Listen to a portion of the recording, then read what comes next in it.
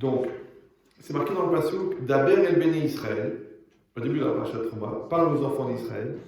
Daber, c'est la chaîne cachée, toujours dans le langage des Chachamim. Vayomer, c'est un langage de douceur. Daber, c'est un langage dur. Daber el Bene Israël, Veikrouli Teruma. Là, tu crois que ça ne sert plus à rien. C'est pas grave. Veikrouli Teruma, ils prendront pour moi la Teruma, donc un prélèvement. Mais et kol ish, comme il a dit le Rav, de tout homme, Asher devenu libo, qui donnera de la générosité de son cœur, qui donnera avec la générosité de son cœur. Tikrou et terumati, vous prendrez ma teruma, mon prélèvement. Donc on parle. Ok. Il faut monter un tout petit peu le son. Ah, c'est mieux là? Voilà, stop, c'est bon, c'est bien. Donc, quand il a fallu construire le Mishkan, Akadosh Baruch Hu, il aurait pu envoyer 8 ou 9 tonnes d'or du ciel, d'accord? Il a dit non, chacun doit participer, chacun doit donner quelque chose, oui. Et pour fabriquer, en fin de compte, une résidence pour Hachem, un endroit où Hachem va pouvoir se révéler, la présence divine. Il dit maintenant, le langage lui-même, il est un peu bizarre. C'est marqué Daber. Daber, on a dit que c'est un langage dur. Veikrouli, c'est un langage pareil, un peu d'imposition. Veikrouli, ils prendront pour moi. Teuma, donc un prélèvement. Mikol ish asheri devenu libo, donc c'est l'inverse. C'est qui donnera de bon cœur. Donc là, c'est entendu qu'on ne le force plus. Oui. Mais après, c'est marqué Tikrou et terumati, on revient, vous prendrez mon prélèvement. Donc on est entre deux impositions et au milieu, une générosité. C'est bizarre.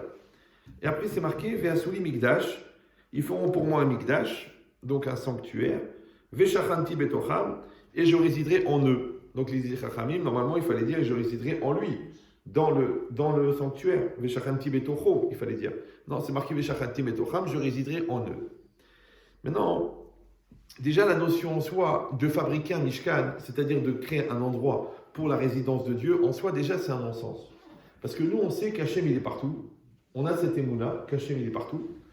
Même les commentaires, ils expliquent, ils disent en vérité, Hachem, il est aussi dans les endroits qui ne sont pas jolis, les endroits qui ne sont pas propres. Il est encore là-bas, il est aussi là-bas. Hachem, il est partout. Donc, à quoi ça sert de fabriquer un endroit pour Hachem? D'accord? Parce qu'Hachem, l'Hachem arrête Sumloa. À Dieu, elle est toute la terre et tout ce qu'il y a dedans. Ouais. Hachem, il remplit l'univers. Donc, ça veut dire de lui faire un endroit. Et en plus, que si tu dis qu'il est à cet endroit-là, ça veut dire qu'il est moins dehors. Et ça, c'est très dangereux au niveau de la religion. Vous me suivez ou non? Donc, les gens, ils vont se conduire très très bien à la synagogue, mais ils vont être à l'autre inverse, en dehors de la synagogue. Non, il vaut mieux dire qu'Hachem, il est partout. Et on doit se conduire de la même manière dans tous les endroits. Après, c'est marqué dans le Sforno, Kodem a Egel, lo ayut chichim le Mishkan. Avant qu'il y ait la faute du veau d'or, les Bnei Israël n'avaient pas besoin du Mishkan. Parce que qu'est-ce que c'est le Mishkan? Normalement, les Bnei Israël, ils auraient dû sortir d'Égypte, recevoir la Torah, rentrer en Eretz Israël et construire le Beth Amikdash, le temple. Oui. Pourquoi il a fallu faire ce temple transportable, démontable? Parce qu'ils sont restés 40 ans dans le désert. Vous me suivez? Donc c'est la faute qui a obligé à fabriquer une situation intermédiaire. D'accord? Donc ici c'est pareil, qu'il dit que s'il n'y avait pas eu la faute du Hegel, s'il n'y avait pas eu la faute du veau d'or, les Bnei Israël n'auraient pas eu besoin du Mishkan. Pourquoi? Il dit là, Bechol makom asher askin et shemi avo elecha berachticha. Il a dit le pasuk, dans chaque endroit où vous mentionnerez mon nom, eh ben je serai là. C'est qu'en vérité, Hachem, il est partout, là où tu en prends conscience, là où tu l'appelles, là où tu lui parles, il est là. C'est-à-dire qu'Hachem, il est partout. C'est nous qui avons un problème de présence d'Hachem. C'est-à-dire que c'est nous qui ne sommes pas présents et conscients de sa présence. Mais lui, il est toujours présent. Donc, alors, quel intérêt de lui fabriquer un endroit réservé? Après, donc, qu'est-ce qui a changé avec le chet de Hegel, avec la faute de Hegel, qu'il a fallu à ce moment-là construire le Mishkan? Après, on a dit, qu'est-ce que ça veut dire? Betocham, Betocho. Oui, de quoi on parle? Maintenant, on fait un endroit, d'accord? Donc, pour que Hachem réside. Donc, si je viens, je dis, il réside en vous. On connaît le principe que de faire résider Hachem en soi. Mais pourquoi dans le pasuk c'est marqué de cette manière? Donc, il faut essayer de comprendre. Ensuite, encore une autre question, c'est pourquoi est-ce qu'on a employé le langage de ikrouli, ils prendront pour moi. Il fallait dire itnouli, ils me donneront. Et là, ça colle bien. Quand on dit itnouli, teruma, mais kol ish asheri devenu libo, ouais, ils donneront de tout homme qui donnera de bon cœur, ça va, c'est bien, c'est cohérent. Mais quand tu dis ils prendront, mais prendre, c'est un langage de violence, c'est un langage de domination, c'est un langage imposé, alors que donner, c'est un langage de positif, d'initiative, de volontaire. Ça n'a rien à voir. Donc pourquoi est-ce qu'il faut passer par ça, hein, pour y arriver? Et enfin, le dernier langage, la dernière question, c'est pourquoi c'est marqué Asheri Devenu Libo. Normalement, il fallait marquer Kol Ish Asheri Devenu, d'accord? De chacun qui donne, parce que Idevenu, c'est Nedava. Nedava, c'est un don, d'accord? C'est une donation, c'est une matana, c'est un cadeau. Donc il fallait dire directement Asheri Devenu. Pourquoi on a dit Idevenu Libo? D'accord? Et puis en plus, sur les fameux marqués Asheri Devenu Milibo, qui donnera de son cœur. Ouais? Alors que là, ça a l'air d'être que la personne, elle donne le cœur. Au lieu de donner le cadeau, elle donne le cœur. Alors pour répondre à tout ça, vous savez que parmi les ustensiles qui existaient, qui étaient nécessaires dans le Mishkan, il y a un ustensile qui s'appelle le kior. Le kior, c'était un réservoir d'eau dans lequel on prenait l'eau pour faire des tiétanaïm, des kohanim, pour se laver les mains. D'accord? Comme aujourd'hui, on prend un kéli, on se lave avec. Mais le réservoir qui contenait cette eau-là, cette eau pure avec laquelle les kohanim se lavaient les mains, s'appelait le kior. Quand il a fallu construire le kior, d'accord, donc encore une fois, on a demandé à chacun des bénis Israël d'offrir quelque chose pour avoir la matière première. Donc on a donné de l'or, on a donné du bronze, on a donné du cuivre, on a donné des tissus, on a donné de la soie, on a donné de la fourrure. Chacun il a donné pour pouvoir fabriquer. Qu'est-ce qui est marqué là-bas? Vayaas et a kior nechoshet. Donc ils ont fait un kior, donc cette espèce de récipient-là, en bronze, bemarot atzovot, en cuivre, bemarot atzovot asher tzavou petach ou elmet. Avec quoi on les a fait? Avec les miroirs, oui, qui ont été donnés par des femmes. Parce qu'avant, c'était quoi un miroir? C'était pas comme aujourd'hui, maintenant, une feuille de verre avec une feuille d'aluminium derrière. Non, un miroir, c'était une feuille de cuivre qu'on frottait, on la polissait, jusqu'à ce qu'elle reflétait. Maintenant, quand il a fallu construire le kior, donc en cuivre, il y a des femmes qui ont donné leur miroir. Et qu'est-ce qui est marqué là-bas? Que Moshe Rabbeinu, il n'a pas voulu accepter. Il a dit parce que le miroir, c'est pour quoi faire? Pour se rendre belle, pour exciter les voisins, pour faire des avérotes. Il n'a pas voulu. Hachem, il a dit, non seulement tu les prends, il a dit, mais c'est celui-là que je préfère. De toutes les donations qui ont été faites, c'est celui-là que je préfère. C'est bizarre. Comment Moshe Rabbeinu, il n'est pas sur la même longueur d'onde que Hachem. Alors regardez ce qu'il dit, le Even Ezra. Ki mishpat kol hanashim leitiafot. Parce que c'est une loi chez toutes les femmes de se rendre belle. La femme est très, très, très attachée à sa dimension extérieure. Oui. Il dit lire hot penehem, d'accord, de se regarder leur face, bechol boker, chaque jour, bemarot dans des miroirs. Vous voyez que déjà, donc c'est un truc qui est très, très ancien. D'ailleurs, c'est l'objet que vous retrouvez le plus dans une maison. D'accord? Vous trouvez le miroir dans la salle de bain, le miroir dans la chambre, le miroir dans le couloir, le miroir dans l'entrée, le miroir sur le palier, le miroir dans l'ascenseur, le miroir dans l'entrée, et après, vous rentrez, vous sortez dans la rue. D'accord? Comme s'il fallait se préparer dans les coulisses pour rentrer en scène dans la comédie de la vie qu'on appelle la rue. Il dit maintenant, pourquoi? Les taken à Périm chez Al-Rochehem, c'est pour arranger les perruques qu'elles avaient sur la tête, les foulards qu'elles avaient sur la tête. Il y avait parmi les bénis Israël des femmes qui servaient Dieu. C'est beau. D'accord? Chez Sarou Mitaavot Ze'aolam, qui se sont écartés des plaisirs et des besoins et des pulsions de ce monde. Venatnu Marotem Nedava, ils ont offert leur miroir en cadeau. Ils ont donné leur cadeau. Sous-entendu, j'en ai plus besoin. Qui en la en sorech rod leitiafot, parce qu'elle n'avait plus besoin de se rendre belle. Rak baot yom yom, mais elle venait chaque jour. El petach o el moed, devant la porte de la tente d'assignation, c'est-à-dire là où Moshe Rabbeinu recevait la prophétie, recevait la Torah tous les jours. Il dit les itpalel, elles allaient là-bas parce que c'était l'endroit le plus saint. D'accord? Les itpalel pour prier, velishmo divrei mitzvot, et pour entendre les paroles des mitzvot. Vezeu asher tzavou, et il dit c'est pour ça que c'est marqué qu'elles ont cumulé les, les, les miroirs, qui aillou rabot, car elles étaient nombreuses.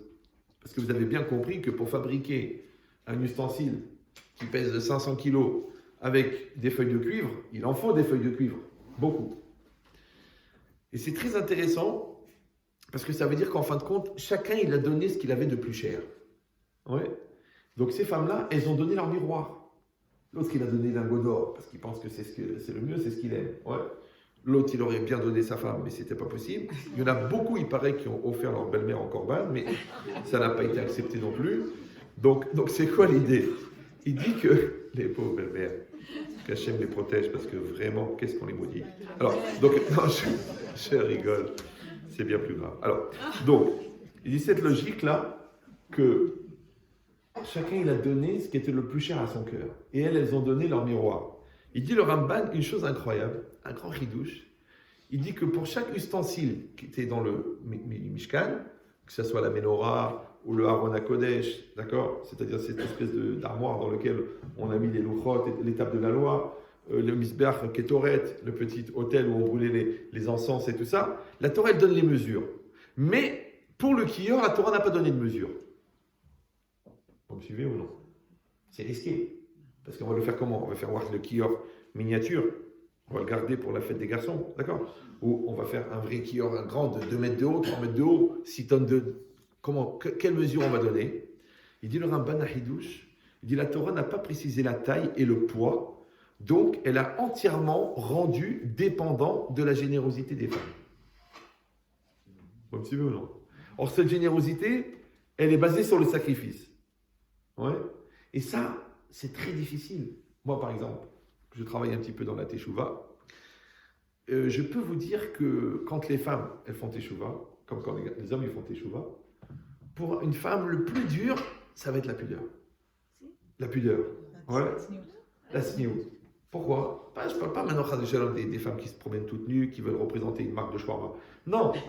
Même les femmes qui, bon, écoute, la jupe, un peu décolletée, bon, il faut s'aérer un petit peu, d'accord? Et les manches courtes, le plus difficile, le Shabbat, la cacheroute, les allumes, les nérotes, le mikvé, ce que tu veux. Mais là, c'est difficile parce que l'aspect extérieur, c'est ton image, ouais. Tu as tellement travaillé, il y a tellement de magazines, d'ambiance, d'éducation, la coiffeuse, la maquilleuse, maintenant la relookeuse, le chirurgien esthétique. Il y a tellement de gens qui travaillent pour ton extérieur. Et toi, tu viens, tu dis non, c'est pas grave l'extérieur. Ben dis non. Comme pour un homme, le Shabbat, ça va être dur. Tu dis ferme le magasin. Ah, plutôt mourir. Ça va venir. D'accord. Donc, c'est dur pour un homme parce que c'est la part de ça. Tu dis je suis responsable, je suis père de famille. Tu veux que je ferme le magasin Shabbat? Eh bien, quand c'est difficile pour l'homme de fermer le Shabbat, c'est difficile pour la femme, la pudeur. Vous me suivez ou non? Ouais, sauf en hiver où les gens y arrivent a priori facilement. Et encore plus au pôle Nord. Ouais. Mais c'est quoi cette idée-là? Pourquoi? Parce qu'ici, on a dit, Hachem, il a demandé Nedivat Lev, ouais, un don du cœur. Alors, un don du cœur, il y a deux manières de comprendre. Soit c'est un don que tu fais avec le cœur, soit que c'est ton cœur que tu donnes en don. Pourquoi? Parce que ce matin, j'ai étudié un petit peu le Rogatchover, qui est un très très grand chacham. Il pose une question, il dit quand c'est marqué Vasuli Mikdash, ils me feront un Mikdash, ils me feront un sanctuaire, ouais, Vasuli Mishkan. Il dit est-ce que la mitzvah, c'est de fabriquer le Mishkan? Ou la mitzvah, c'est qu'il y en ait un? Vous me suivez ou non? Est-ce que la mitzvah, c'est de se casser la tête et de faire des efforts et de prendre le marteau et de le construire? Ou non? Non, la mitzvah, c'est qu'il y en ait un. Maintenant, tu l'as reçu en cadeau, tu l'as acheté tout fait. Du moment qu'il y en a un, c'est ça qui compte. Ou non, il faut le fabriquer. Parce que c'est marqué Vasuli Mishkan. D'accord? Ils feront pour moi un Mishkan. Ils le feront pour moi. Donc ça a l'air d'être que la mitzvah, elle est dans la fabrication. Ou non? La mitzvah, elle est dans le fait qu'il y ait un Mishkan. Comme ça, il pose la question, le Rogatchover. Maintenant, si maintenant on dit Edevenu Libo, qu'un homme, il doit donner son cœur, donc ce qu'il faut fabriquer maintenant, c'est un bâtiment qui va me servir à la concentration du cœur dans la spiritualité, ou non?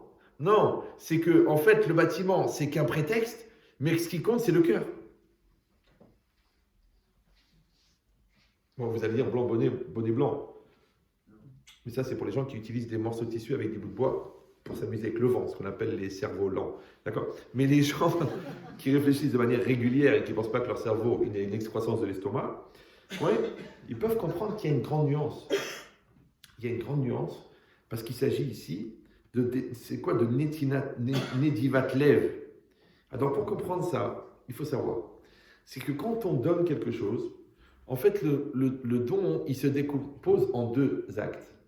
Il y a premier acte, c'est que tu prends de toi, et deuxième acte, c'est que tu donnes à l'autre. Maintenant, c'est impossible que l'autre reçoive quelque chose si toi-même tu n'as pas pris de toi. Bon, tu offres un cadeau, par exemple. Donc tu as pris les 200 €, d'accord? Et ces fois, c'est très très difficile pour certaines villes du Maroc, ouais. Et tu les donnes les 200 €. Maintenant, l'autre ne peut pas les recevoir si toi tu les as pas donnés. Mais quand tu les donnes, pour les donner, il faut que tu les prennes.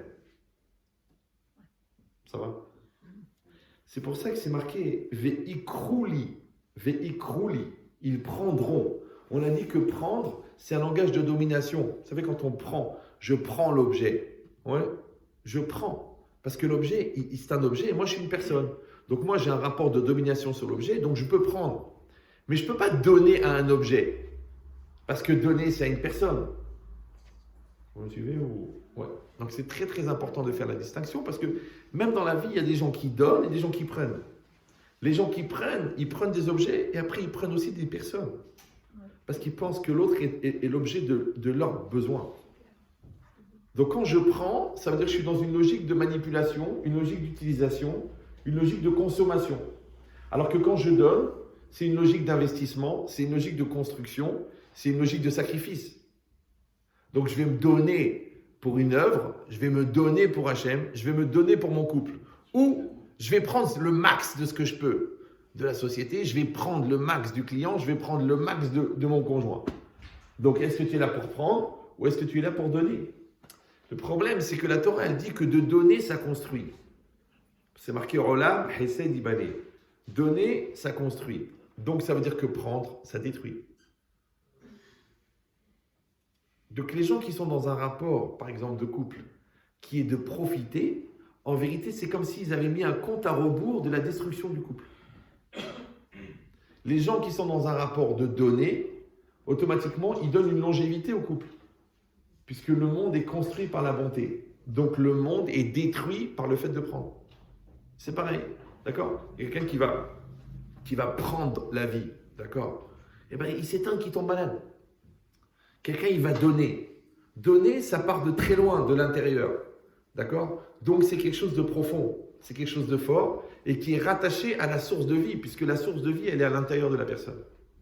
Par contre, prendre, c'est quelque chose d'épidermique. C'est quelque chose d'extérieur. C'est quelque chose de petit. C'est quelque chose de limité. D'accord? C'est pour ça que celui qui prend, il est toujours mesquine. Il est toujours calculateur. Il est toujours petit. Et il est toujours prévisible. Par contre, les gens qui donnent, eux, ils sont grands, ils sont énormes et ils sont infinis. Pourquoi? Parce que le désir de donner, il vient d'un endroit qui est infini. Par contre, le désir de prendre, il vient du corps qui est fini. C'est pour ça que le deuxième nom du corps, c'est Capri. Parce que Capri, c'est fini. D'accord? Maintenant, si vous allez me dire, bon, c'est très joli au niveau du développement intellectuel, mais il faut bien réfléchir. Est-ce qu'on fait partie de la catégorie des donneurs ou de la catégorie des preneurs? Parce que ça change toute la vie. Donc si tu dis, mais je ne comprends pas, on n'a pas de lien, et puis je te sens pas, et puis je te sens pas en confiance, je ne peux pas, tu es un consommateur. Moi, je veux un investisseur. Ouais. Parce que celui qui prend, automatiquement, il est égoïste. Puis il pense qu'à lui. Comme il est égoïste, il ne s'intéresse pas au mal-être de l'autre, ni à son bonheur, ni à sa réussite. Ça ne l'intéresse pas, parce qu'il est en train de consommer. Tu as déjà quelqu'un qui prend une poire et qui dit, ah, j'espère qu'elle fera de longues études. C'est une poire. Donc c'est pas parce qu'il a épousé que d'un seul coup elle va devenir une tarte aux poires. Non, c'est toi qui décides. Est-ce que l'autre, c'est un objet que tu utilises ou l'autre, c'est une opportunité d'aider l'autre à devenir? Donc est-ce que tu es intéressé par l'épanouissement de l'autre ou tu es intéressé par qu'est-ce que tu peux tirer de l'autre? Maintenant, il faut savoir une chose, c'est que les gens qui sont intéressés par l'épanouissement de l'autre, c'est déjà des gens qui ont déjà compris eux-mêmes qu'il faut s'épanouir. Vous suivez ou non? Mais celui qui a quatre pattes tout poilu et qui aboie, c'est normal qu'il se laisse aller, puisque tu lui mets une laisse. Donc il faut bien réfléchir. Que tous les problèmes qu'on a dans la vie, en vérité, d'accord, les problèmes d'impulsivité, les problèmes de nervosité, les problèmes de colère, les problèmes d'égoïsme, les problèmes d'orgueil, les problèmes de mesquinerie, les problèmes de destruction, les problèmes de solitude, les problèmes de non-solidarité, les problèmes de transfert de culpabilité, ils viennent de ça. Ils viennent du fait que tu es venu pour prendre, tu n'es pas venu pour donner. Donc comme tu viens pour prendre, c'est l'extériorité. Et l'extériorité, elle a un début. Et tout ce qui a un début a une fin. Donc tu es formaté, fini. Ça s'appelle en hébreu mugbal, limité. Ça va? Mais si toi tu dis non, moi je pense que l'homme il est grand. Moi je pense que la vie elle est infinie. Moi je pense que l'invisible est plus intéressant que le visible. Moi je pense que les valeurs sont plus importantes que les valeurs. Oui? Donc toi, ça part de l'intérieur. D'accord? Et l'intérieur, il n'est pas limité. Parce que Dvarim Asirli Menam Itachatazman, les choses de l'esprit ne sont pas soumises au temps. Donc si tu pars de l'intérieur, c'est infini. Si tu pars de l'extérieur, c'est fini. On appelle en français le début de la fin. C'est le début de la fin. Donc si tu rentres dans le mariage pour profiter, c'est le début de la fin. Oui, si tu fais des enfants pour qu'ils te fassent du bien, c'est le début de la fin. Tout le monde sait que l'enfant est ingrat, même quand il est maigre.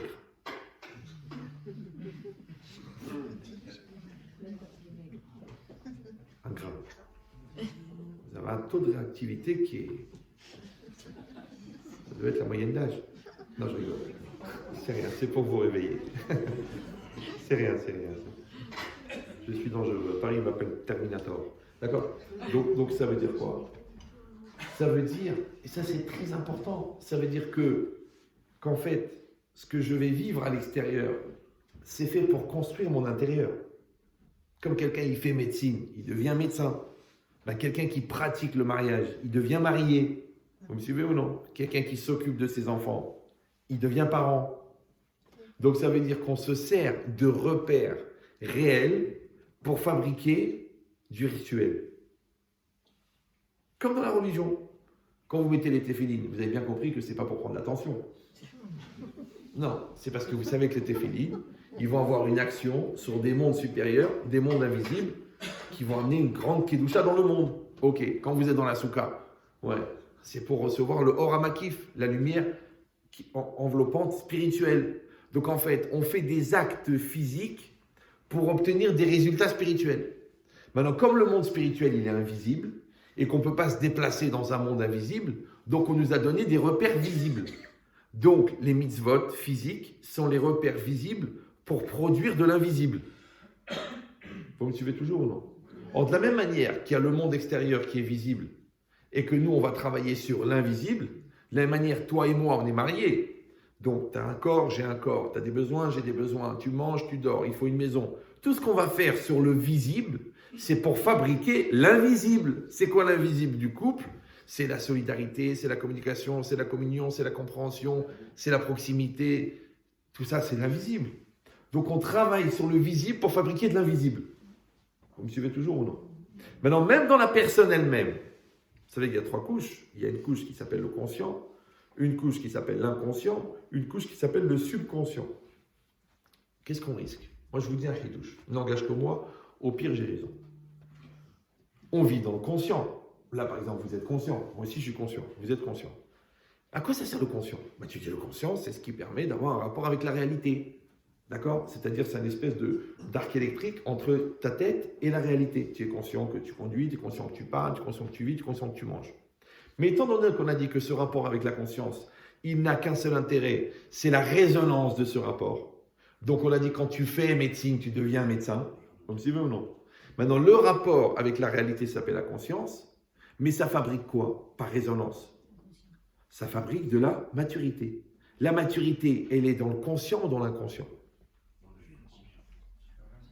Monsieur, là. Elle est dans l'inconscient.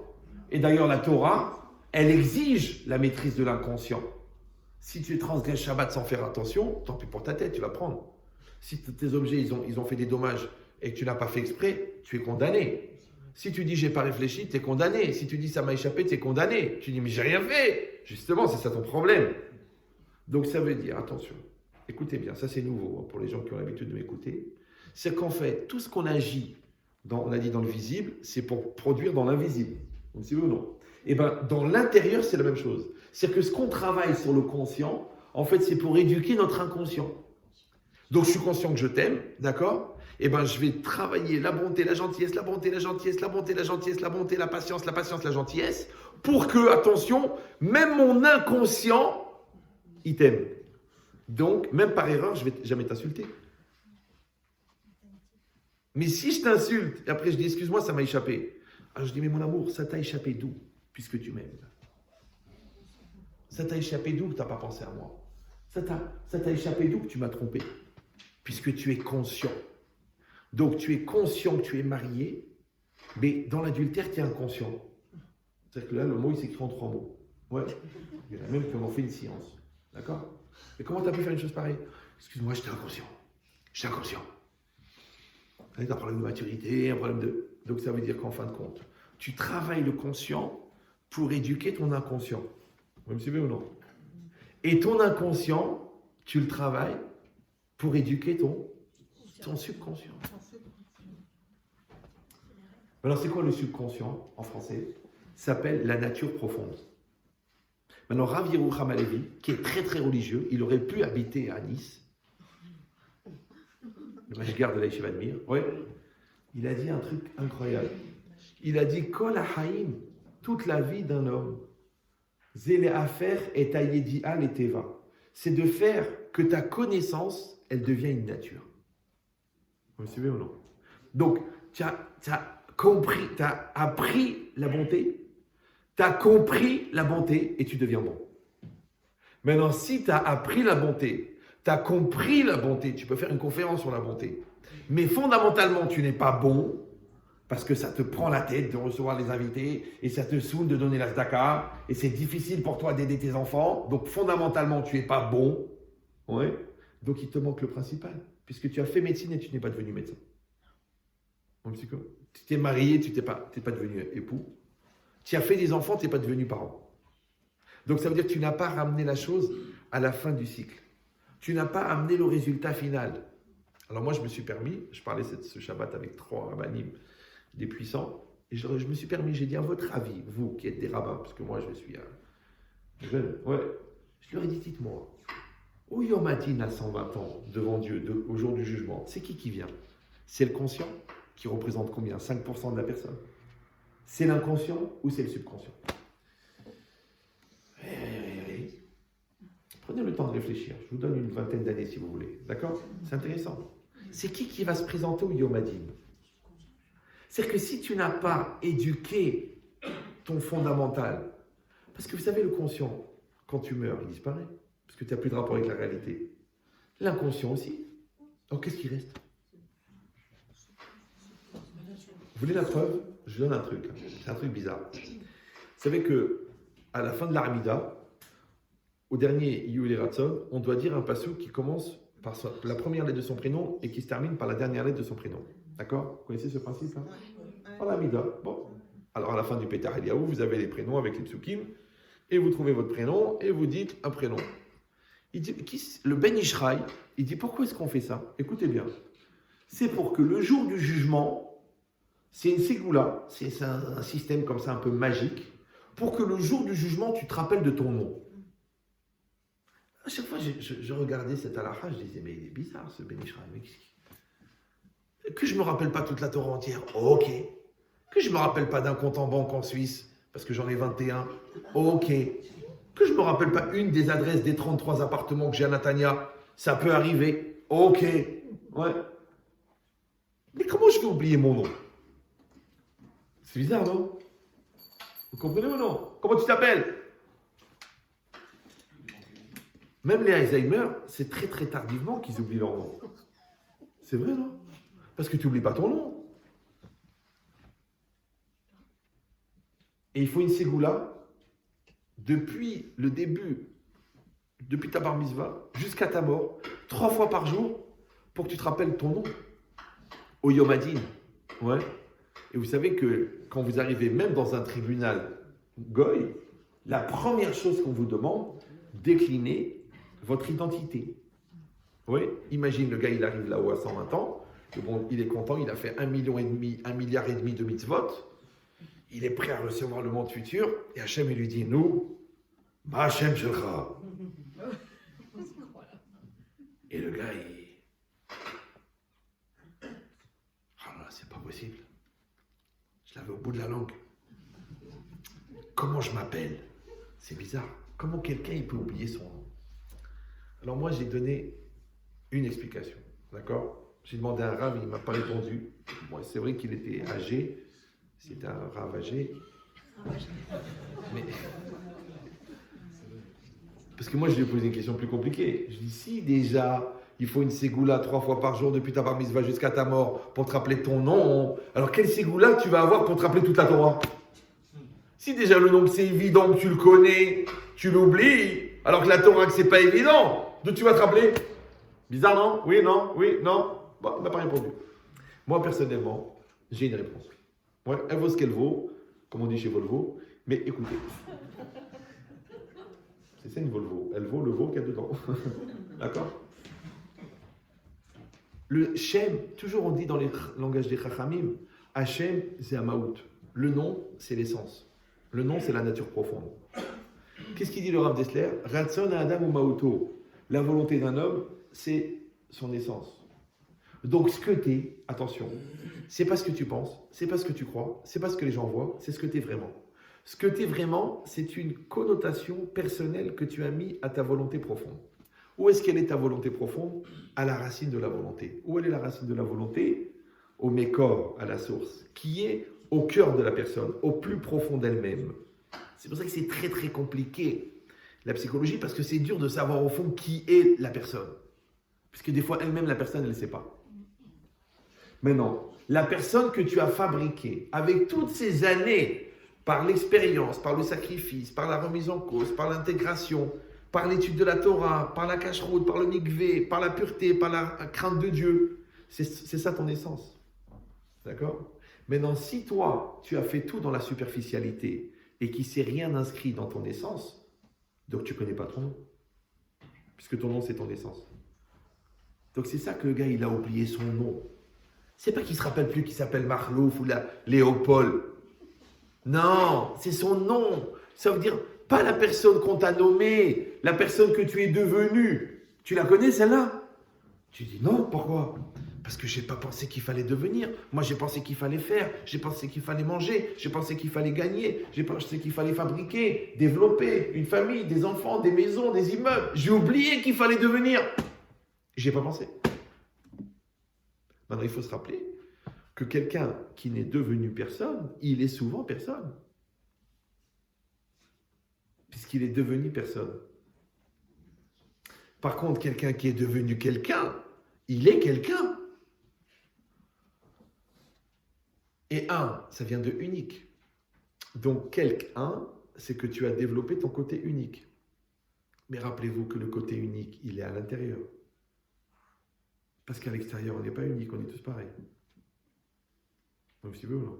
À l'extérieur, on est tous pareils. On mange, on dort, on va aux toilettes, on se marie, on fait des enfants, on achète des maisons. On est tous pareils à l'extérieur. À l'intérieur, on est tous différents. C'est pour ça que les gens qui ont de l'intériorité ne sont pas prévisibles, parce qu'ils sont uniques. Mais les gens qui n'ont pas d'intériorité, ils sont prévisibles, puisqu'ils sont comme tout le monde.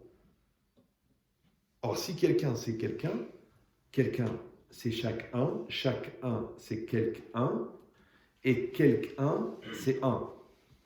Quand quelqu'un n'est pas quelqu'un, il est quelconque.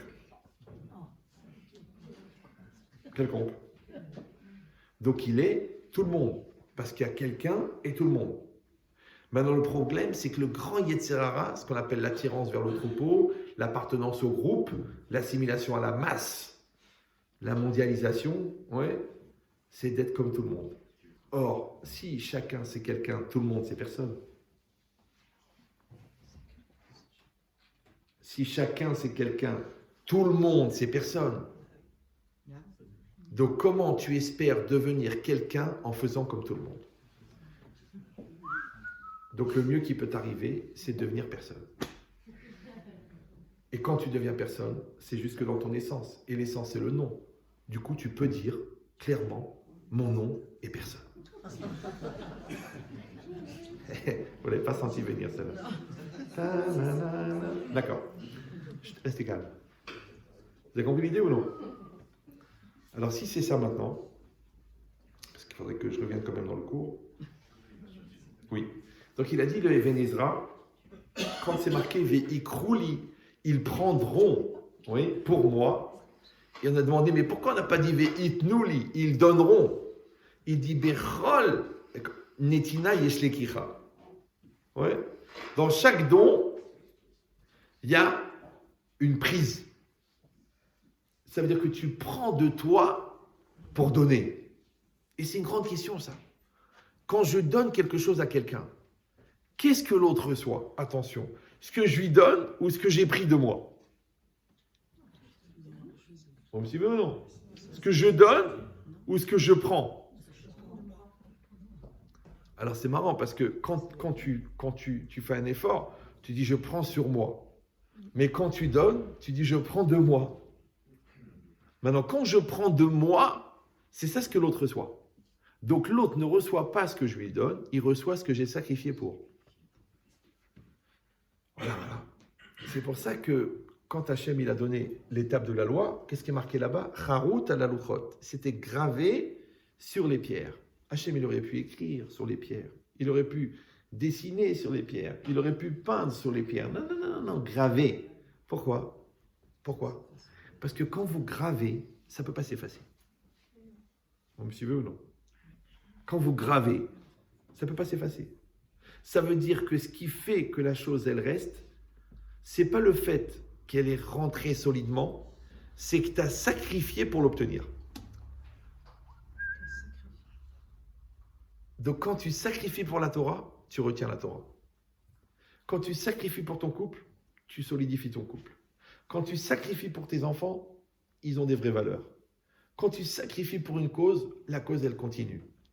Mais si tu te débrouilles pour ne pas sacrifier, d'accord? Tu dis, écoute, moi, je n'ai pas l'habitude de donner, je ne fais aucun effort envers ma femme. D'ailleurs, mon père ne m'en a jamais fait envers ma mère. Oui, mais ta mère s'est pendue. C'est vrai. C'est une image, bien sûr. D'accord? Mais ça veut dire quoi? Ça veut dire qu'en fin de compte, les gens qui sont dans une logique de prendre, ils vont toujours trouver des manières d'esquiver l'obligation de donner. Ça va? Mais le problème, c'est que celui qui évite de donner, ouais, finalement, il n'a rien. Par exemple, ils veulent faire des couples indépendants aujourd'hui. Donc la femme, elle est indépendante au niveau de l'argent. Le mec, il est indépendant au niveau de la bouffe parce qu'il se fait livrer une pizza. Ils sont indépendants au niveau du travail. Ils sont indépendants au niveau des amis parce que chacun a leur copain. Ils sont indépendants au niveau de la chambre parce qu'il y en a un des deux qui ronfle. Ils sont indépendants au niveau des enfants parce que chacun il a choisi celui qu'il préfère. Ils sont indépendants au niveau de leurs parents parce que, écoute, les Tunisiens et les Marocains, on ne mélange pas un mariage mixte. Et après, au bout d'un moment, ils te disent, mon amour, j'ai l'impression que nous n'avons rien en commun. Mais jeune Hamar. Commun, ça vient de comme union. Comme communication, communiquer, commun, comme un. Donc comment on va être comme un, puisqu'on fait tout pour être deux? C'est que les gens, ils augmentent la fracture et ils s'éteignent de la distance. Mais même les continents, ils dérivent. Alors les comptes tout court, je te dis pas. D'accord? Donc, réfléchis un peu. Donc, si tu veux rapprocher les continents, et des fois c'est plus difficile, c'est plus facile de rapprocher l'Afrique de l'Amérique que de rapprocher une chenfa d'un têtu. Tu dis, je préfère tirer l'Amérique. Des fois, il y a des têtes dures. Aujourd'hui, ils appellent ça des psychorigides. Ouais. Mais en vérité, c'est des mchens. Il dit donc la personne, oui, alors elle a du mal à rapprocher l'autre. Mais réfléchis bien, que le rapprochement de l'autre, le rapprochement au conjoint, le rapprochement à l'enfant, le rapprochement au travail, le rapprochement à la responsabilité, le rapprochement à l'effort. C'est tout ça, ce sont que des exercices dans le réel pour travailler dans l'intérieur. Donc c'est le rapprochement à soi-même, c'est le rapprochement à Dieu qui est en toi. Maintenant tu vas faire l'effort de te rapprocher de l'autre pour apprendre à te rapprocher de Dieu. Mais si déjà l'autre que tu vois, tu n'arrives pas à te rapprocher de lui, comment tu vas te rapprocher de Dieu que tu ne vois pas? Si déjà l'autre qui t'a fait un cadeau, tu n'arrives pas à dire merci parce que ça te tue la mort de dire merci, comment tu vas dire merci à Dieu que tu peux toujours dire c'est moi qui l'a fait, c'est pas lui, le cadeau? Vous me suivez ou non? Donc tu as compris qu'en fin de compte, l'autre, c'est une opportunité de rencontrer Dieu. Et toi-même. Oui. C'est pour ça que vous verrez que les gens qui n'arrivent pas à aimer les autres, souvent c'est des gens qui ne s'aiment pas eux-mêmes. Les gens qui n'arrivent pas à respecter les autres, c'est des gens qui ne se respectent pas. Donc en fait, il faut prendre le film à l'envers. C'est comment je vais utiliser, entre guillemets, positivement, le rapport à l'autre pour développer un rapport avec moi-même.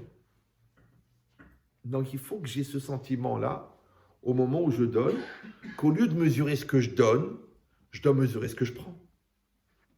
Il faut que ça me coûte. Ouais.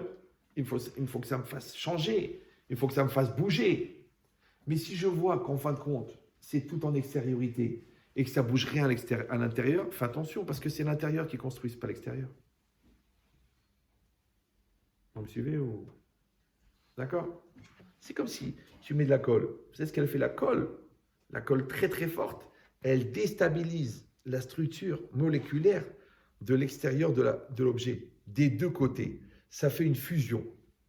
Mais si tu prends les petites colles, c'est les petits tubes à 1 euro là, je ne sais pas comment ça s'appelle là, colle, mais les tout petits là, des colles contact là.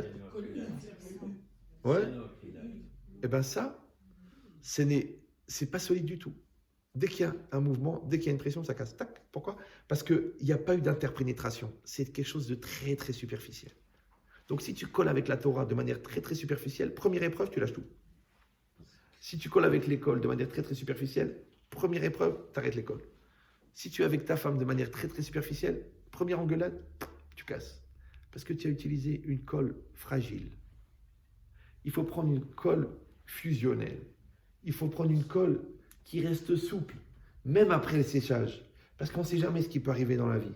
Mais non, si tu es dur, tu casses. Si tu es souple, tu suis le mouvement. Ce qu'on appelle la fluidité existentielle. Ou le travail des midotes. Il faut être philosophe.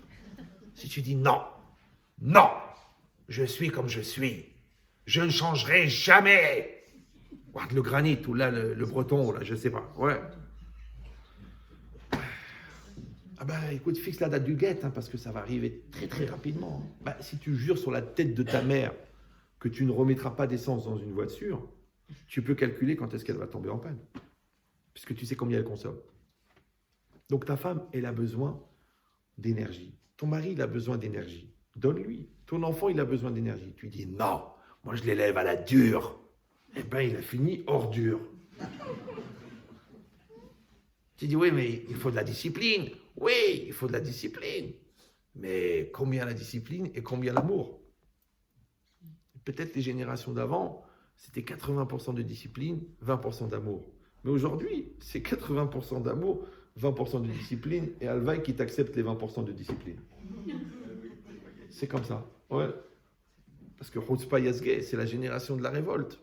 Donc les gens, ils ne sont pas prêts à supporter les contraintes, ils ne sont pas prêts à supporter les obligations. Mais d'où elle vient la difficulté à supporter les contraintes? Vous savez, non? Non? Vous ne savez pas? Elle vient de la consommation. Je vous ai déjà expliqué 1 million de fois ça. Vous vous rappelez, je veux, j'ai envie ou non? Levez la main ceux qui se rappellent. Non? Personne? Oh, dommage, je ne suis pas mort hier. Donc, il faut quand même que j'ai l'impression que les gens ils retiennent un peu, sinon ça fait un petit peu pot d'échappement. Et qui c'est qui s'intéresse au message d'un pot d'échappement, même s'il est d'une profondeur poétique extraordinaire? Bon, alors je répète, écoutez bien, ça c'est des fondamentaux, il faut les apprendre. Il n'y a pas beaucoup de rabbins qui vont vous les enseigner. Écoutez bien, il y a je veux et j'ai envie, d'accord? Donc il y a le je qui est au milieu, d'accord? Et il y a la volonté d'un côté, l'envie de l'autre. Alors toujours je raconte qu'une fois j'ai demandé à un psychologue à Montréal, parce que moi j'ai eu la chance de ne pas faire d'études. Bah oui, parce que s'il faut apprendre tout ce qui est faux pour savoir ce qui est vrai, ça fait perdre un temps fou. Donc il vaut mieux apprendre directement ce qui est vrai, tu gagnes du temps. Et c'est pas moi qui dénigre, c'est eux-mêmes qui disent que la dernière théorie c'est la bonne, donc tout le reste est faux. Et quand ils ont tout appris, ils ont appris une majorité de faux. Donc comment quelqu'un qui a appris une majorité de faux, il pense qu'il peut penser vrai? Quand tu sais que tu as une majorité de faux. Et ceux qui disent que la majorité est faux, parce que c'est la dernière théorie qui est vraie. Et la dernière théorie, elle a 25 ans, et le reste, il a 2000 ans. Alors si tu as 2000 ans de faux dans la tête et 25 ans de vrai, c'est bizarre. Eux-mêmes, ils se tirent une balle dans le pied. Nous, grâce à Dieu, c'est le contraire. Nous, tout est vrai. Le mot, la lettre du Tosfot, le mot de Rashi, le mot du Rav Chaim, le mot du Rabbi Akiba Eiger, tout est vrai. Alors, qu'est-ce que je veux faire? Il faut réussir à se tromper dans un truc qui est entièrement vrai. Donc maintenant, je vais poser la question à ce psychologue, quelle différence entre je veux et j'ai envie? Mec diplômé et tout, il m'a dit, je veux, j'ai envie. En vérité, j'ai eu de la peine. 8 ans d'études, j'ai eu de la peine. Il aurait pu faire une maison construite à la main, il aurait fait lui-même en 8 ans. Il n'a rien fait. Il a déplacé des pages pour s'aérer les yeux. D'accord? Il m'a dit, mais vous, Rav Ben Chetrit, vous avez une théorie? Je dis, moi, j'ai une théorie. Laquelle? Il m'a dit, non, mais il est fait en 3 parties. Il y a le corps, la neshama et le psychique, le moi, le je. D'accord? Maintenant, on dit Aratsom novea me neshama. La volonté vient de l'âme. C'est-à-dire que la volonté, c'est une forme d'énergie qui est produite par l'âme. D'accord? L'envie, c'est une énergie qui est produite par le corps. Le corps, il a des envies. La volonté, l'âme, elle a une volonté. Ok. Maintenant, quand moi je dis je veux, c'est-à-dire que je m'inscris dans l'énergie de l'âme. Quand je dis j'ai envie, je m'inscris dans l'énergie du corps. Maintenant, l'énergie du corps, elle est comme le corps. Le corps, il a été créé. Tout ce qui a été créé a un début. Tout ce qui a un début a une fin. Donc l'énergie du corps, elle a une fin. Donc l'envie, elle est limitée. Ça va? C'est pour ça que l'envie, on s'en sert pour des choses limitées. J'ai envie d'une glace. J'ai envie d'aller me baigner. Je ne dis pas je veux aller me baigner. On dit je veux être ingénieur. Je veux être un Talmid Chacham. Je veux t'épouser. Donc la volonté, c'est pour le long terme. L'envie, c'est pour les courts termes. L'envie, c'est l'instabilité. Ouais. La volonté, c'est la stabilité. Donc, il ne faut jamais s'associer dans le business avec des gens qui disent « j'ai envie de travailler avec toi ». Ils sont dangereux. Parce qu'un jour, il vient et dit « j'ai plus envie ». Tu fais quoi même? Quelqu'un qui dit « je veux ». Je veux, ça veut dire qu'il y aura des obstacles, il y aura des déceptions, il y aura des peurs. On va perdre de l'argent peut-être pendant des années, mais je veux y arriver, tu vas y arriver. Mais j'ai envie d'y arriver, ça ne marche pas. Parce que qu'est-ce que tu fais avec le bâton quand tu as mangé la glace? Même si tu dis, allez, je l'ai apprécié, elle me rappelait ma grand-mère, quelque part ça me fait de la peine de jeter l'emballage. Pour ça, toujours je dis aux filles, fais attention, si le garçon il dit je veux t'épouser, ça veut dire qu'il a un projet de coexistence avec toi qui réunira vos personnalités pour atteindre la fusion de vos deux âmes pour l'éternité. Mais s'il dit j'ai envie de t'épouser, c'est qu'il a faim. Et après, toi, tu dis comment tu te sens dans le rôle du shawarma. Parce que tu vois déjà qu'il te dévore des yeux. Parce que le mal et le je en lui se mélangent. Ça s'appelle animal. Ça va? Donc vous avez compris maintenant. Le je veux, c'est le long terme. Et donc c'est la spiritualité, parce que ça va au bout des choses. Le j'ai envie, c'est le langage corporel. Ça va? Super. Ça va ou non? On a écouté bien la question de Ben Chetrit, elle est fondamentale. Je dois. Vous suivez ou non? Je dois. Attention. C'est le continuum de je veux ou le continuum de j'ai envie. Réfléchissez bien. C'est vous, c'est sûr? Parce que vous avez compris que je veux. Intéressant. Intéressant. Ça, franchement, la vérité, je ne l'avais pas envisagé. Le je dois? Le je dois, c'est extérieur à soi. Intéressant. Intéressant. Restez calme, ne prenez pas de risques, parlez moins, bénéfice du doute. Ouais. Donc, non, c'est quoi l'idée? Écoute bien. L'obligation, elle est extérieure, mais le rapport à l'obligation, elle n'est pas extérieure, j'espère. Sinon, c'est vrai que c'est imposé. Écoutez bien. Non, les gens disent, écoute, là, ça s'impose à moi. C'est comment ils te parlent, les gens. Ça s'impose à moi. C'est toi qui t'imposes, tu sais, ça s'impose. Ouais, écoutez bien. Je veux, on a dit, c'est le langage de la maturité. J'ai envie, c'est le langage de l'immaturité. Donc les enfants, ils ont des envies, les adultes, ils ont des volontés. Je ne vous ai pas dit à quel âge. Mais le je dois, c'est quoi? C'est une obligation, effectivement, extérieure. Quand je mets ma volonté dedans, d'accord? Quand je veux ce que je dois, la chose, elle est facile, puisque je la veux. Et elle va être véhiculée par ma volonté. Mais si moi je fais ce que j'ai envie, personne n'a envie des obligations, personne n'a envie des devoirs. C'est pour ça que les gens qui vont selon leurs envies, les devoirs les saoulent, les devoirs les stressent, les devoirs les étouffent, les devoirs les écœurent. C'est normal puisqu'ils sont habitués à faire ce qu'ils ont envie au lieu de faire ce qu'ils veulent faire. Vous me suivez ou non? Donc quand la Torah elle te dit éloigne-toi de la matérialité, sépare-toi de la tahava, parce qu'il y a tahava et ratson. Maintenant la tahava c'est l'impulsion animale. Tu te mets à aboyer devant une tarte aux pommes. Ouais. Qu'est-ce qu'elle a dit la Torah sur ça? Je vira ta ratson. Casse la volonté matérielle. Par contre, ouais, le contraire, quand il s'agit de te concentrer, de mettre tes forces et d'aller au bout de ton choix, là, on a dit shlita taratson. Tu dois maîtriser la volonté. Maintenant, si toi, tu ne maîtrises pas ta volonté, elle est maîtrisée par le Yetzer Hara. Et le Yetzer Hara, il en fait une envie. Et l'envie, elle est petite. Mais l'envie, elle ne construit pas. L'envie ne fait pas évoluer. D'accord? Donc, les gars, ils restent des losers. Ils restent des pauvres types. Ils ne finalisent pas les projets. Même dans le business, ils ne vont pas très loin. Dans leur couple aussi, au bout d'un moment, parce que l'autre, tant qu'elle a l'espoir d'avoir quelqu'un de volonté, elle s'investit. Mais le jour où elle voit qu'elle a un égoïste qui profite, eh ben, elle se barre. Donc, qu'est-ce que ça veut dire? Ça veut dire qu'en fin de compte, la clé de la vie, c'est savoir est-ce que tu veux ou est-ce que tu as envie. Maintenant, dans la volonté, la seule manière d'avoir la volonté, c'est de sacrifier l'envie. Donc, quand tu dis je veux, même si je n'ai pas envie, mais je veux, tu vas faire quelque chose. Alors que quand tu dis j'ai pas envie, mais puisqu'il le faut, je le fais. Ouais, tu ne peux pas dire j'ai pas envie, mais je le veux, ça n'existe pas ça. Vous suivez ou non? Donc en fait, quand tu as choisi la volonté, quand tu as choisi la maturité, la vie elle est facile. Mais quand tu as choisi l'envie, tout est dur, parce que tu deviens mesquine, tu deviens petit, tu deviens calculateur. Tu deviens profiteur. Alors c'est petit. Tu n'arrives pas à faire des grandes choses, parce que les grandes choses, ça demande de l'investissement, ça demande du sacrifice, ça demande de l'investissement. Mais toi, tu n'es pas dans l'investissement, tu es dans le grignotage. C'est comme les gens intelligents et les gens malins. Les gens rusés, ils ne sont pas intelligents, ils sont malins. Ça s'appelle des opportunistes, des bricoleurs. Ils s'arrangent, ils traînent ouais de baba. Alors c'est vrai, tu peux vendre des frites comme ça vite fait à la sortie de la fac. Mais si je te dis de tenir rond de poulain, tu dis mais je comprends rien.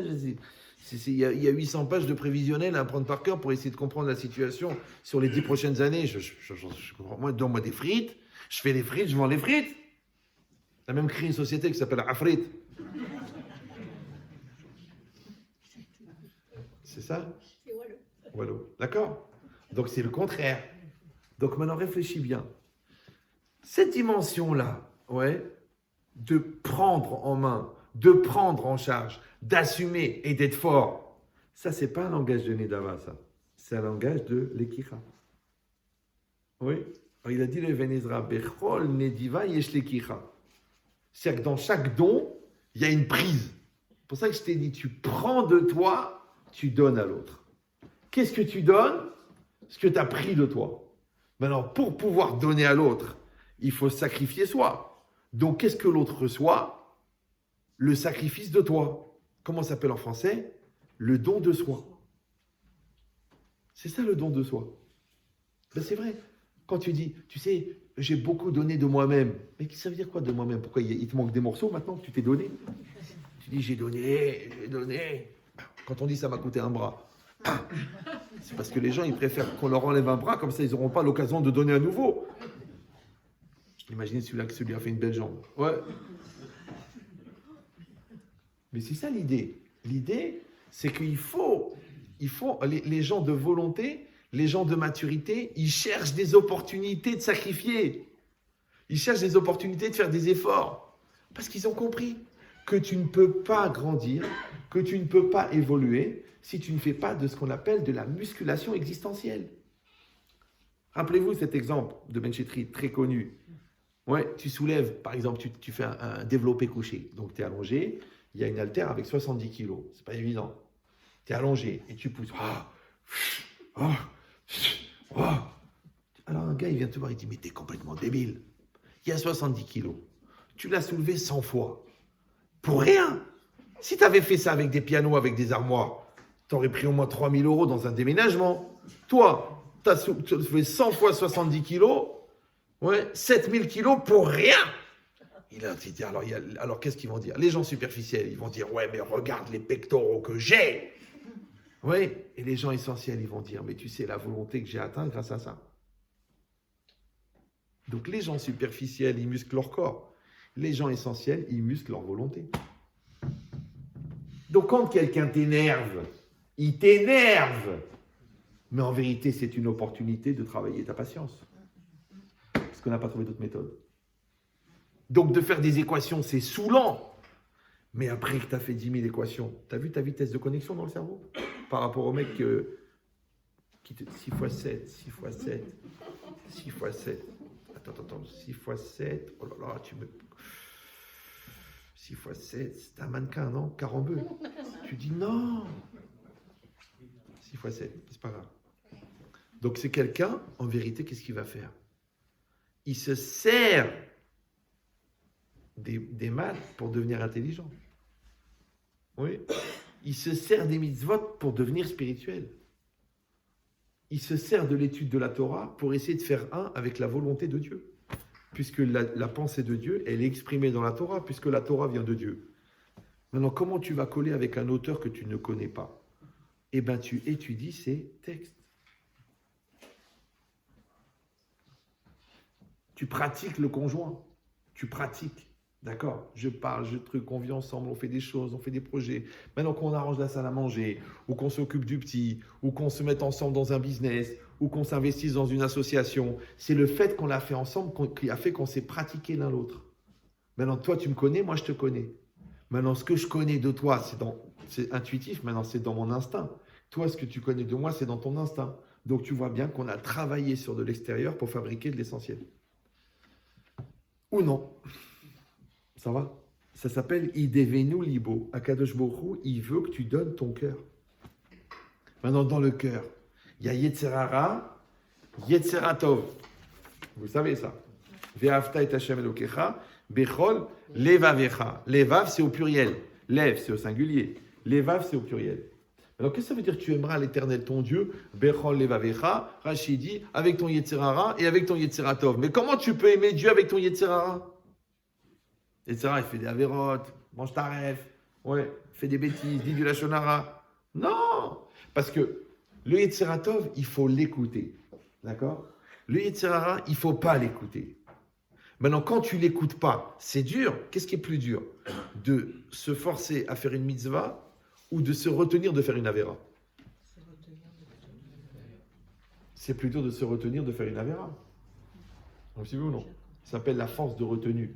La retenue, quelqu'un qui t'énerve, ouais, et qui t'a fait une crasse, et qui t'a à moitié détruit ton mariage, et que tu connais un beau lachonara sur elle, et que quelqu'un vient te dire, dis-moi, qu'est-ce que t'en penses pour un chidour? Tu dis, attends, je vais la finir, je vais la brûler vive, je vais l'appeler Jeanne, d'accord? C'est une expression pour des gens qui ont voulu mettre le feu. Tu as compris l'idée ou non? Donc ça veut dire quoi? Tu réfléchis, tu dis c'est quand même mina shamaim que juste la personne que j'aime pas, on me donne l'occasion de faire un beau lachanora sur elle, en plus sur quelqu'un qui veut écouter, c'est-à-dire le kiff. Parce que tu vas prendre la petite sadéquette de la synagogue, tu dis écoute, j'ai entendu un beau lachonara sur Madame Bokovza. Elle dit alors, tu vas pas écouter, alors rien. Oh, mais j'ai envie de faire ce lachonara. Il est là, ce lachonara. Laissez-moi faire ce lachonara. Qui ça vous rappelle? Non? Je regarde. Bon, c'est pas grave. Ouais. Je ne vais jamais sur les routes. Donc ça veut dire quoi? Écoutez bien, ça veut dire que quand tu réfléchis, que tu veux faire une avéra, on t'envoie l'opportunité de faire de l'avéra. Alors tu dis, alors je suis condamné, attends, juste j'ai envie. À l'intérieur, j'ai une voix qui me dit faute, et à l'extérieur, j'ai quelqu'un qui m'organise la vera. C'est presque Mina Shamaim. Mais si tu dis le contraire, si tu dis que cette envie de haïr et cette occasion de la shonara, c'est une opportunité de casser la haine et de casser la touma du lashon hara. Or, vous savez très bien que la kedusha, c'est une distance que tu prends avec la touma. La sainteté, c'est une distance avec l'impureté. Donc l'impureté, en fin de compte, l'impureté, tout. En fin de compte, c'est une opportunité de pureté. Vous me suivez ou non?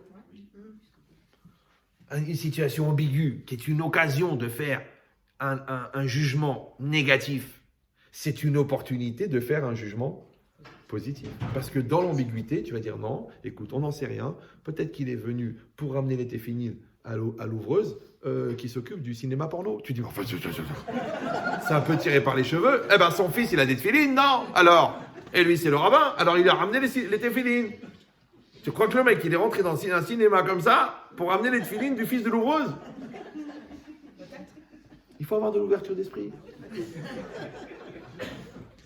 Mais c'est ça le Kav Zechut. Les Kav Zechut jugés positivement, c'est pas quand c'est évident. Tu veux faire les Kav Zechut, tu vas pas saler, toi. Les Kav Zechut, c'est quand c'est ambigu. C'est quand c'est pas évident, ou c'est quand justement tu as envie de juger négativement. On te dit, c'est dommage, tu as raté une opportunité de juger positivement.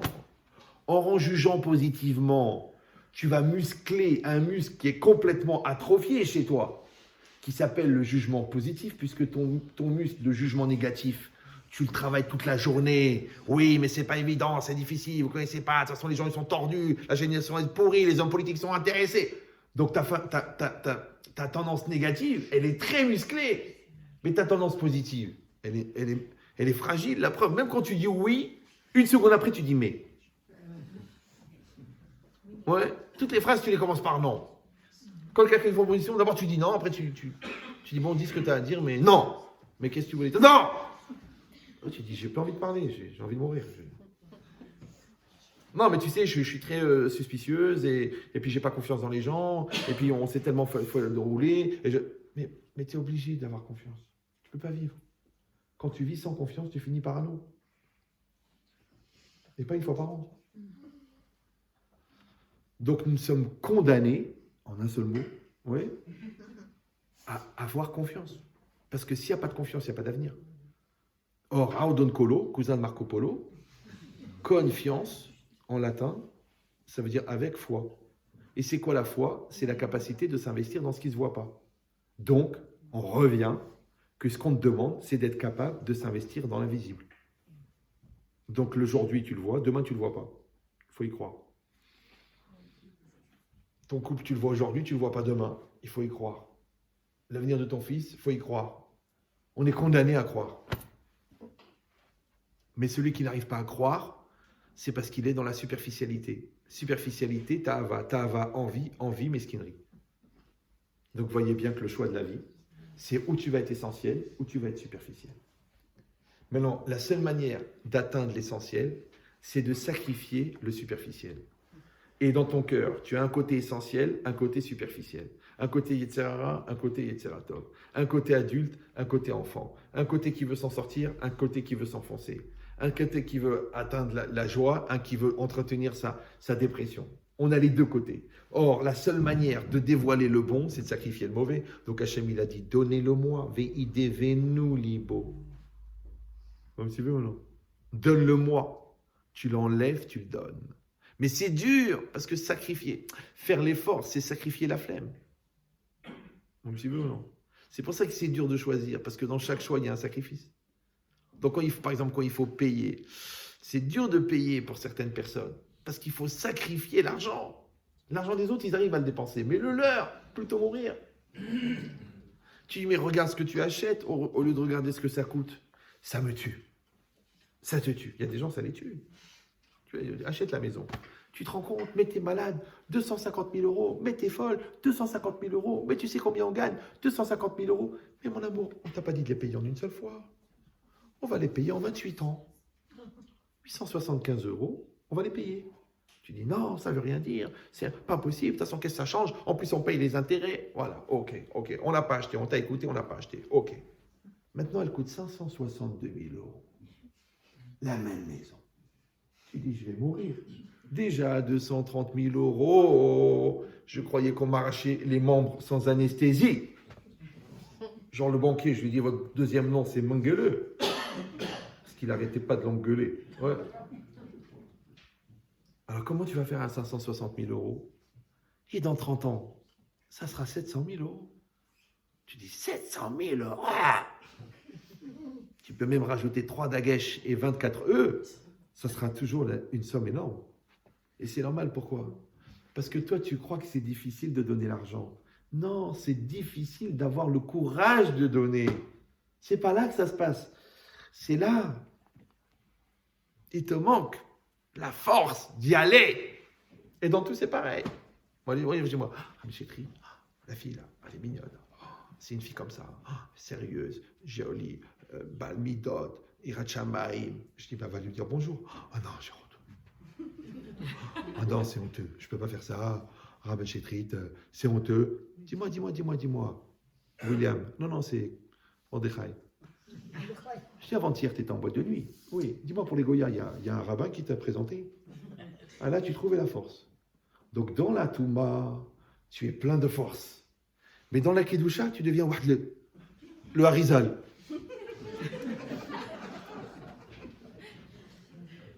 Tu veux ou non? Je vais te dire pourquoi. Parce qu'en fait, dans la Touma, c'est ton Yetzera. Et lui, il a ton âge. Il a 31 ans, puisqu'il grandit à la même vitesse que toi. Mais dans la mitzvah, c'est ton Yetzeratov. Et le Yetzeratov, c'est la maturité. Et comme il est le résultat du travail que tu as fait et que tu n'as pas fait le travail, il a 12 ans. Donc dans les mitzvot, tu as 12 ans. Et dans la Averot, tu as 32. C'est pour ça que tu veux te faire représenter dans la mitzvah. Non, il faut que tu y ailles. Pourquoi? Parce que si tu es devenu ce que tu es devenu dans la Vera en faisant de la musculation de Touma, parce qu'il faut aller, il faut mentir, il faut tricher, il faut s'habiller, il faut dormir tout le Shabbat pour passer la nuit à danser, il faut prendre des cachets de couleurs pour réussir à tenir. Parce que tu es un hassid, toi, de Rabbi David Guetta, là-bas, le rave de Ibiza. Mais quand je te dis, il y a une nuit d'études, tu viens au Sège, on va faire une nuit d'études. Ah, la vérité, je peux pas, c'est une nuit entière, je peux pas. Mais combien de nuits t'as passé à danser à Monaco, là-bas? Combien des nuits entières? Là. Des nuits entières, avec la sueur, avec le Red Blue, avec la vodka. Des nuits entières de Messirot Nefesh. Et quand je te dis, pour toutes ces nuits, viens me faire une nuit. Viens, tu vas voir tu vas avoir un avrech là-bas, tu dis, écoute, je te donne 200 €, on démarre à 11h du soir, on finit jusqu'à 6h du matin, après on va au mikvé, après on fait la prière. T'es prêt ou non? Un mec qui dit une nuit entière. Il y en a qui disent 200 €. Ben, c'est comme une femme de ménage à peu près, hein, ou un prof de maths. Ça te donne envie comme ça de dire, tiens, je vais faire une nuit entière. C'est-à-dire de faire une nuit en boîte, tu trouves ça normal, mais une nuit à la yeshiva, tu trouves ça débile. C'est bizarre, non? Pourtant, regarde qu'est-ce qu'elle produit chez toi la nuit à la yeshiva et ce qu'elle produit chez toi la nuit en boîte. Que le matin, tu te réveilles. Déjà, tu te demandes c'est qui le gars à côté de toi. Tu dis, attends. Vous êtes qui, vous? Jacqueline. Des fois, les apparences sont trompeuses. Regardez sur loraleno.com, tout est marqué là-bas. Donc tu t'es pourri la neshama, tu as perdu ton temps, tu as vu des images dégueulasses, tu as dit des bêtises toute la nuit, tu t'es détruit la santé, tu as pris des vitamines illégales qui te détruisent les parois du cerveau. Tout ça pour quoi faire? Pour faire plaisir à qui? Parce que tout le monde fait comme ça. Parce que c'est l'ambiance, parce que c'est ton âge, parce qu'il faut que tu t'éclates et que tu te déchires. Déjà qu'il n'y avait rien, tu te déchires en plus. Ouais. Donc ça veut dire que c'est l'inverse. Tu sais pourquoi? Parce que tu n'es pas prêt à sacrifier. Or, le secret de la réussite, c'est le sacrifice. Rappelez-vous que dans la vie, on n'a pas ce qu'on a reçu. On a ce qu'on a sacrifié pour l'avoir. Vous suivez ou non? Donc, c'est pas parce que tu as reçu un diplôme que tu es docteur. C'est parce que tu t'es esquinté la santé pendant 8 ans pour avoir ce diplôme. C'est ça qui t'a rendu docteur. Sinon, tu restes à la fac, tu dors pendant 8 ans, tu te lèves un matin. Bonjour, je dors là depuis 8 ans. Vous dormez là depuis 8 ans? Médecin? Non, donne-moi le livre d'anatomie. Ouah, tu l'as déchiré, usé, fini. Donne-moi le livre de système respiratoire. Ouah, tu l'as fini. Donne-moi le livre, il est mort et toi, tu es vivant. Il y en a, le livre, il est tout neuf. Et lui, il est mort. Parce qu'il n'a pas sacrifié. C'est-à-dire que le secret, c'est le travail. Le secret, c'est le sacrifice. Mais comment on va faire dans notre société où on vend le contraire? Nous, on faisait du calcul mental. Ils ont la calculatrice. Nous, on apprenait l'orthographe. Eux, ils ont Word qui corrige les fautes. Nous, on avait le raisonnement. Ouais, eux, ils ont le logiciel qui fait le truc tout seul. Ouais, nous, on avait la communication. Eux, ils ont le téléphone. Nous, on avait des vrais amis. Eux, ils ont des amis virtuels, des avatars. Ouais. Donc, à la fin, il ne reste plus rien. C'est pour ça qu'il y a tellement de divorces chez les jeunes. Parce que les gens, ils ne viennent pas pour investir, ils viennent pour consommer. Ouais. Et combien d'années il peut manger la même pizza? Mais si tu lui dis, c'est pas une pizza, c'est une personne. C'est un diamant. C'est une princesse. C'est la mère du Mashiach que tu as épousée. Ah bon? Alors il faut y aller. Il faut travailler. Il faut construire.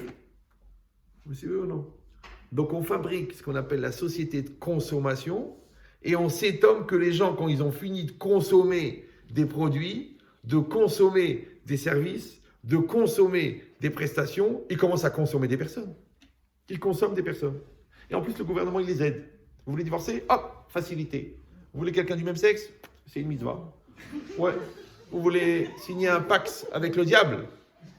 Allez-y. On vend des allocations. Vous voulez des enfants? Des enfants. Allocations. C'est que tu les aides à rentrer dans la khara. Comment le gars il va s'en sortir? C'est vrai, imagine la mouche, elle tombe dedans. Au début, elle dit c'est chaud. Après, on lui dit oui, mais ça pue. Elle dit oui, mais je ne sais pas, je suis toute petite, je ne m'en rends pas compte. Et en plus, ça porte bonheur.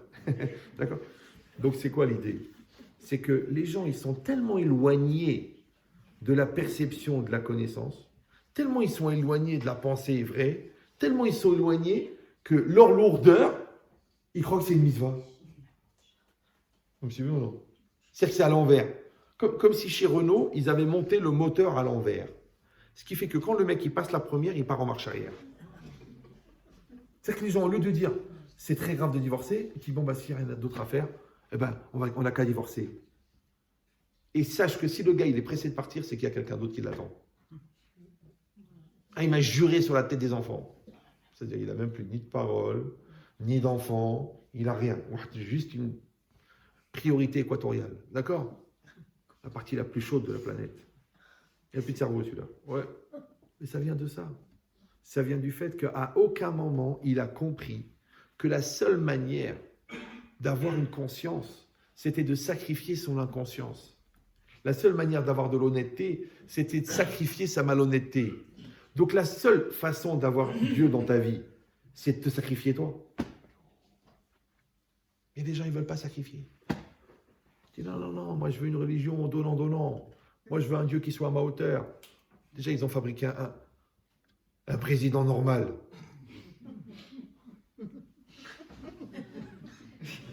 On ne va pas en faire un fromage, mais la vérité... Ah, il nous a roulé. Hein. D'ailleurs, il roulait très bien. Ouais, ça devait être la forme. Mais, alors qu'est-ce que tu vas faire? Tu veux faire un bon Dieu normal? Oui, les gens, ils rentrent en concurrence avec Dieu. Eh bien, Dieu, il dit ça, moi, je ne suis pas d'accord. Dieu, il a enseigné, Dieu, il a ordonné, Dieu. Moi, il ne faut pas m'imposer, il ne faut pas me... Mais meurs. Oh, je veux dire, réfléchis.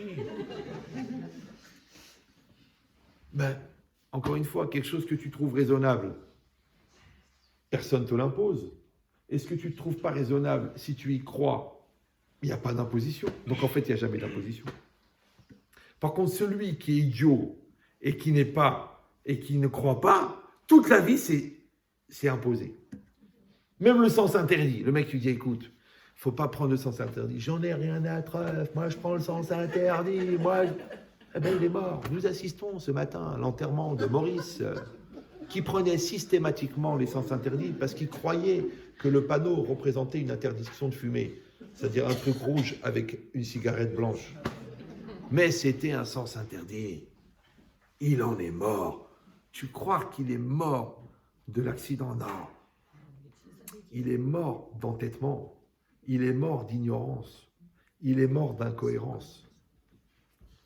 C'est vrai que la Torah dit qu'il Bemot Amet. Hachem ne veut pas la mort du mort.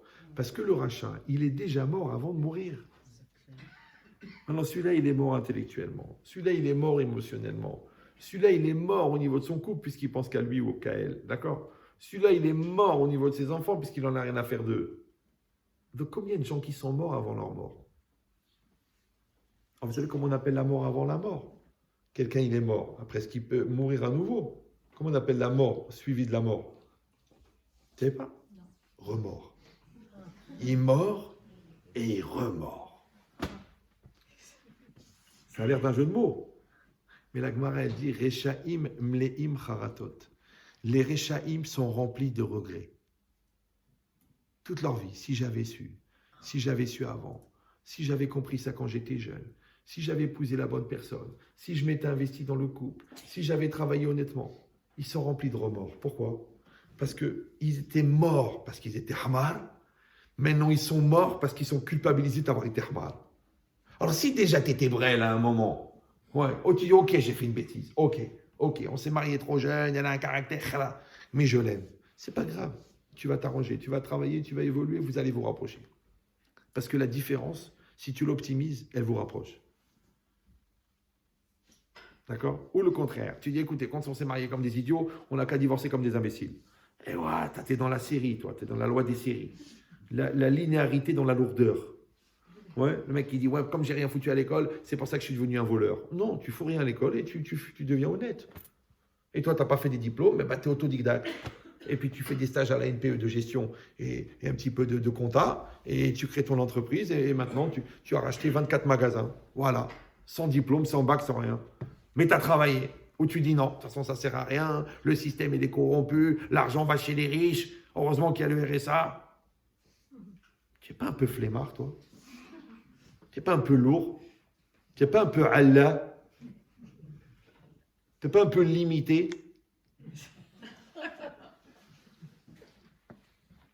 Mais sache-le. Ouais. À part celui qui a un mazal de pauvreté, qu'il est condamné, les trois quarts, ils sont pauvres dans la tête avant d'être pauvres dans le porte-monnaie. Ça s'appelle un pauvre type. Oui. Mais celui qui est riche dans sa tête, il va finir riche à la fin. T'en fais pas pour lui. Faut pas avoir peur. Oui. Pourquoi? Parce qu'à aucun moment, le loser, il a compris que le sacrifice, c'était un investissement. Il a cru que le sacrifice, c'est un sacrifice. Il ne veut pas faire des sacrifices. Oui. Donc, quand Hachem, il est venu, il a dit, fabriquez-moi un Mishkan. On a dit, mais c'est pas la peine. Grâce à Dieu, Hachem, il est partout. Tu vois les Alpes, tu vois Dieu. Tu vois un tsunami, tu vois Dieu. Tu vois la beauté du Pacifique, tu vois Dieu. Qu'est-ce que j'ai besoin d'une synagogue? Non. Tu sais pourquoi? Parce que le problème de l'homme s'appelle Pizur Amachashavot, la dispersion des pensées. Ta tête, elle part par là, elle part par là, elle part par là.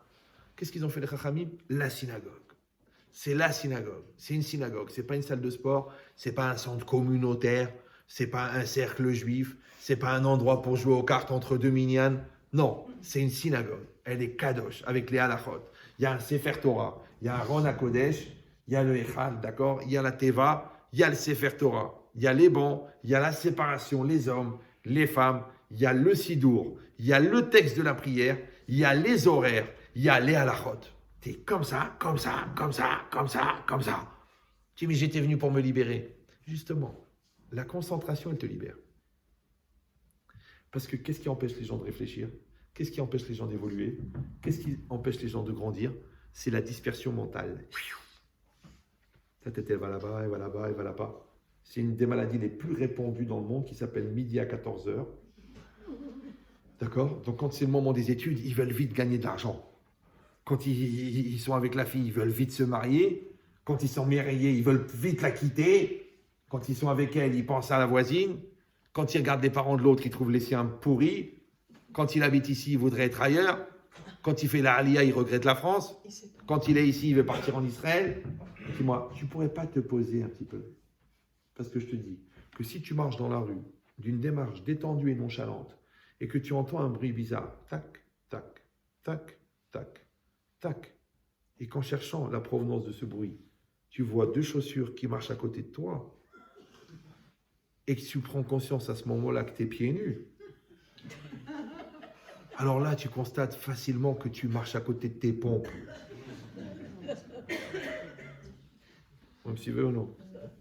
Donc, quand tu marches à côté de tes pompes, alors c'est normal que tu fais des bêtises. Donc, la Torah, elle t'a dit, rentre dans tes chaussures. Assume tes responsabilités. Fais ce que tu as à faire. Rembourse l'argent que tu as pris. Travaille pour le salaire que tu reçois. Investis-toi dans tes études. Sois à fond dans ton couple.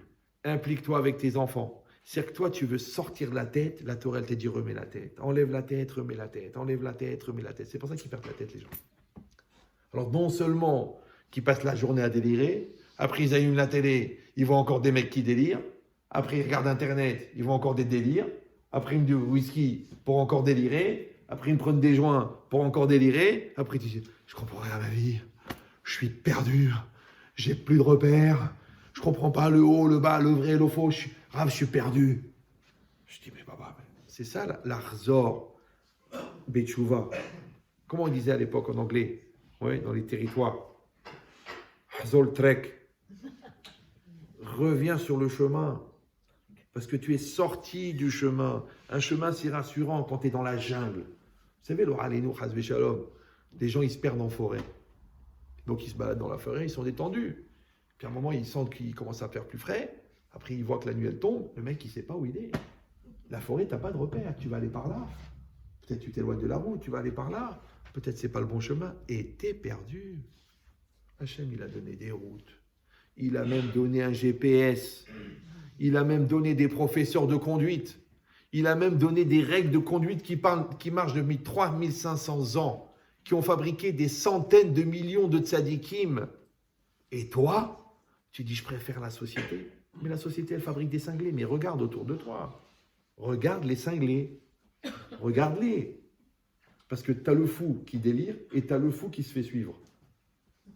Alors les gens qui se font suivre, on les appelle les normaux. Et ceux qui délirent, on les appelle débranchés. Mais lequel des deux qui est branché, lequel des deux qui est normal de manière autonome? C'est bizarre, non? Comme si non. Le gars, il est autonome. Il est autonome. Il n'a pas besoin de prendre des tranxènes, il n'a pas besoin d'un psy, il n'a pas besoin qu'on l'engueule, il n'a pas besoin qu'on le pousse, il n'a pas besoin qu'on lui fracasse. Il n'a pas besoin qu'on l'oriente. Il est autonome, ce qu'on appelle vulgairement normal, équilibré, cohérent. Et comment ça s'appelle en hébreu? Tzadik. C'est ça, tzadik. Mais oui, parce que tzadik, ça veut dire juste. Ça vient de tzedek, qui est la justice. Quel est le symbole de la justice? La balance. Pourquoi? Parce que tout le monde sait dans la police qu'il faut des balances pour assumer la justice. Non, c'est pas pour ça. C'est parce que la balance, c'est l'équilibre. Ce que tu as fait, ce que tu mérites. Un petit peu, non? La halakha, l'application de la halakha. Je Shabbat, tombe Shabbat, et toi, tu es juif. Donc, tu es chômeur Shabbat. Ça, tu dis, non, ça n'a rien à voir. C'est une erreur. En fait, le Shabbat tombe le samedi, ce qui est un gros problème. Moi, j'étais prêt à faire Shabbat, mais ça tombe samedi, c'est très compliqué. Mais le Shabbat, il va tomber samedi. Il va tomber. Après, toi, tu décides si tu vas être chômeur Shabbat ou non. Ou si tu veux, non. C'est comme tu es marié, par exemple. Tu es marié, tu es fidèle. Ouais, c'est vachement contraignant. Pourquoi renoncer à rendre heureuse toutes ces femmes seules?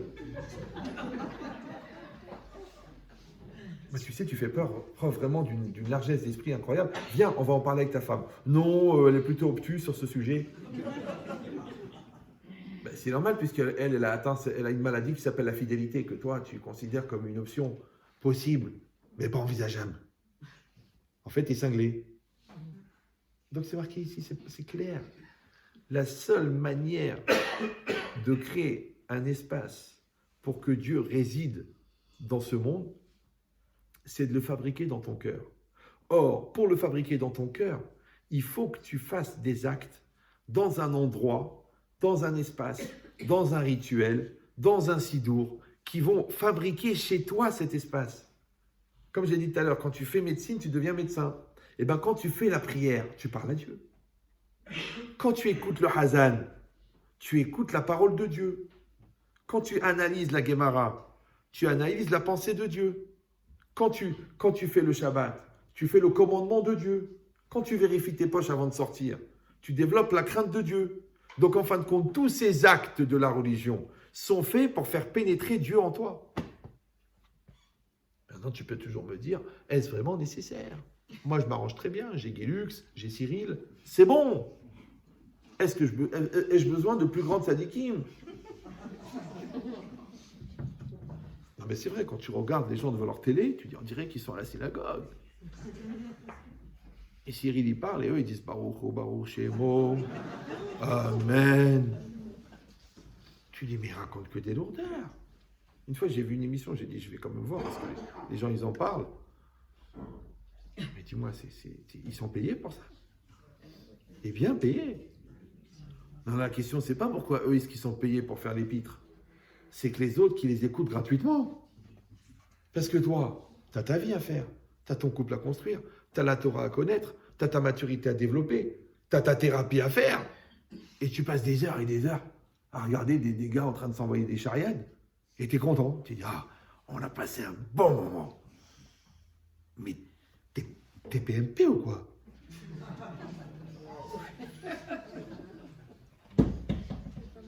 C'est ça, non?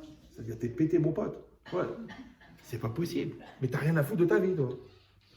T'as rien à faire. Rien. Ton couple, il est construit. Tu as appris déjà toute la Torah entière. Tous tes enfants sont éduqués. T'as atteint ton milliard dans ton compte en banque. T'as un parc immobilier de 23 000 appartements. Ça y est, t'as fait tout ce que t'avais à faire. Pour avoir le temps, pour regarder ça tous les soirs. Qu'est-ce que tu dis? Ouais, mais je me détends. Mais pour se détendre, il faudrait déjà être tendu. Si tu étais toute la journée en train de faire des recherches, je sais pas sur les retombées des dérivés de la bière, ce qu'on appelle le coronavirus. Je dis ok, le mec il est fatigué toute la journée au labo, ouah, c'est difficile, donc il a besoin de se détendre. Mais qu'est-ce que tu fais toute la journée, toi? Tu es au magasin, tu prends un gym, tu dis bon, je le mets là. Non, je le mets là. La vendeuse a dit écoutez, monsieur Bénichou, je crois qu'il faut le mettre là. Ça, tu dis oui, mais chez nous, on avait l'habitude de penser qu'il fallait mettre là. Toute la journée. Et t'es payé pour ça. C'est pas possible. Et t'es fatigué de quoi, là? Tu dis ouais, mais c'est quand même fatigant, parce que le stress du travail, qui stress de quoi? Je comprends pas. Avant, quand t'étais à 70 heures, on t'a mis à 35 heures, alors que tu faisais que 17 heures. Concrètement. Ouais. Ceux qui sont fatigués de quoi? Réfléchis, ton grand-père, il passait 19 heures par jour en train de fabriquer des chaussures là-bas. Air food, tac, toute la journée. Ouais. L'autre, il était tanneur de peau. L'autre, il était puiseur d'eau. L'autre, il était agriculteur. Quand il tombait la nuit. Il tombait le soir. Ouais. Toi, tu es fonctionnaire. On ne sait même pas pourquoi ça s'appelle comme ça. Il n'y a rien qui fonctionne. Ouais. Donc, tu rentres. Tu vas pour t'asseoir. Tu dis, ah, pause café. Après, tu mets les dossiers. Tu mets les trombones. Tu ranges les stylos. Et quand quelqu'un vient pour demander un renseignement, tu ne voyais pas que je suis occupé, là? J'exagère, mais... Non, j'ai travaillé dans les administrations, moi, pendant les vacances. Ah, mais on a pris une rigolade avec mon frère. Parce que quand on rentrait, on était, par exemple, on était à l'assurance maladie, là-bas, dans les services comptables. Donc, il nous disait, pendant les vacances, on était à la Yeshiva, et pendant les vacances, on travaillait là-bas pendant 1 mois, 2 mois, on gagnait un peu d'argent, parce que nous, à 16 ans, on ne demandait plus d'argent à nos parents. Aujourd'hui, à 28 ans, ils te demandent de payer le loyer, mais bon. Ouais. Donc, on arrive là-bas, je vous préviens, le chef du centre, je vous préviens, ici, on va être très rigoureux, vous dans le service comptable, on est là pour vérifier chaque chiffre, chaque calcul, chaque addition, attention les doubles facturations, attention les abus, attention les chèques, attention les trucs. Donc, les mecs, c'était genre... l'honnêteté, la probité, l'excellence. Maintenant, ça se terminait à 5 heures. Qu'est-ce que je faisais, moi, quand j'avais un gros coup, genre une représentation de facture de 130 000 euros. C'est que le mec s'est marqué payé, il a représenté la facture. 130 000 euros. Genre le nettoyage du centre médical de Khrababa, d'accord? Il a caissé déjà le mois de janvier, il représente la facture au mois de janvier. C'est balèze, non? Moi, qu'est-ce que je fais? J'attends 5 heures moins quart. Je vais voir le chef comptable, genre, Je dis, excusez-moi, monsieur, écoutez, je crois que j'ai découvert un truc grave, là. Le gars, il a pris 130, il redemande 130. Alors, le mec, il fait comme ça, il fait. Maintenant, il est 5h moins quart. C'est-à-dire, à 5h, il part. Tu lui mets ça à 9h du matin, le mec, il est prêt à bosser une demi-heure. Mais à 5h moins quart, il me dit, écoutez, monsieur Benchetti, écoutez, les vacances, c'est dans 15 jours. Hein, d'accord, hein, je ne vais pas me casser la tête. Allez, je m'en vais. 130 000 euros. Hop là. Tu dis, mais d'où il vient le trou de la sécu? Mais je sais, moi, d'où il vient. C'est un abîme, on dirait le Grand Canyon. Ouais. Donc, mais c'est intéressant, la contradiction. Que d'un côté, il te fait genre, attention, on doit faire très, très attention, mais à 5h moins quart, il n'y a plus rien de grave. C'est bizarre. Plein d'exemples comme ça, pour dire qu'à un moment ou un autre, dans ta vie, si tu as envie d'être ce qu'on appelle dans le émet, d'accord? Ça veut dire que tu veux des gens vrais, tu veux de la kedusha, tu veux la halacha, tu veux entendre la pureté de Baba Saleh et la grandeur du Rabbi Lubavitch. Tu veux pas des traînoïdes et des magouilles et des embrouilles parce que même dans la religion, il faut fouiller pour trouver les diamants. Ouais. Et ben quand tu veux ça et tu veux ce ressenti-là, c'est marqué ici. Ça s'appelle que tu vas faire un mikdash. Ouais. Tu vas faire un mikdash pour Hachem. Maintenant, tu commences par le faire dans ton cœur. Mais comment tu le fais dans ton cœur? En le faisant dans ton couple. Et l'effort que tu as fait dans le couple, il construit ton cœur. Et tu le fais dans ta maison, ouais, dans ton foyer, et ça retombe dans ton cœur. Et tu le fais dans ta synagogue, et tu le fais dans ton lieu de travail, et tu le fais dans ta communauté, dans ton groupe, et après dans le comité des parents d'élèves de l'école juive. Toujours dans ton projet d'amener la présence divine, d'amener la pureté, d'amener l'honnêteté, d'amener la kedusha. À ce moment-là, tout ce que tu vas fournir à l'extérieur, ça va construire à l'intérieur. C'est pour ça qu'il a dit Veshachanti betocham. Parce que le Nefesh HaChaim, il explique. Il dit qu'en fait, que quand Titus, il est venu pour détruire le temple, ouais, la Gemara, elle dit qu'en fait, il a détruit un temple qui était déjà détruit. Il a juste cassé des ruines. Il y avait des ruines, il est revenu, il a passé le bulldozer dessus. Pourquoi?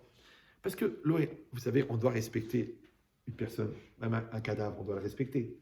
Maintenant, si quelqu'un il est mort, et toi tu rentres à la morgue et tu mets des coups de couteau, tu ouvres le tiroir là, et tu mets des coups de couteau dans le cadavre.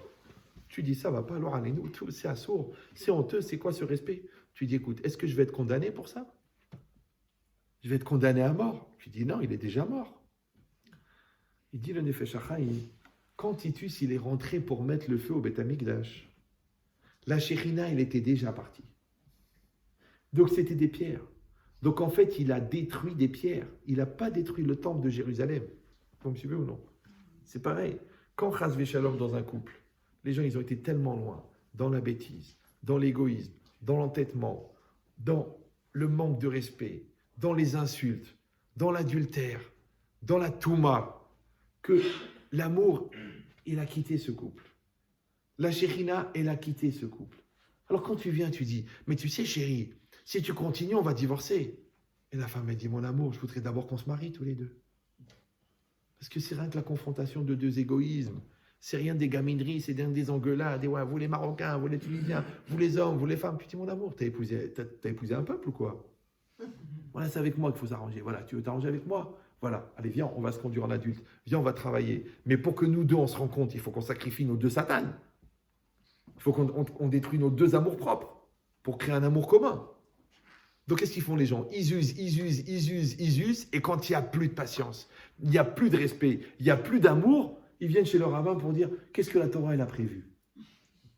Vous faites la bracha, Baruch Mehayem Metim. Béni soit celui qui fait revivre les morts. Donc, les gens malins, ils travaillent leur couple quand il y a encore de l'espoir. Ouais. Ils investissent dans la communication quand il y a encore de l'amour. Ils investissent dans la bonté quand il y a encore de la reconnaissance. Mais les gens, ils usent, ils vident la dernière goutte du réservoir. Ils disent, mais comment on va arriver à Marseille? Mais fais le plein. Il y a des pompes à essence, il y a des week-ends, il y a des sorties, il y a des ambiances, il y a des Shabbatot, il y a des Yom Tov, il y a des cadeaux, il y a des douceurs. il y a de l'amour, il y a de l'intimité, il y a de la sexualité épanouie, il y a plein de stations essence pour arriver au bonheur. Toi, tu dis, on s'arrête pas. Et après, tu es en panne au milieu de nulle part. Le copilote, il est parti, il a dit, j'en ai marre de cette folle. Et tu es seul. Tu dis, ben, j'ai pas gaspillé l'argent pour l'essence.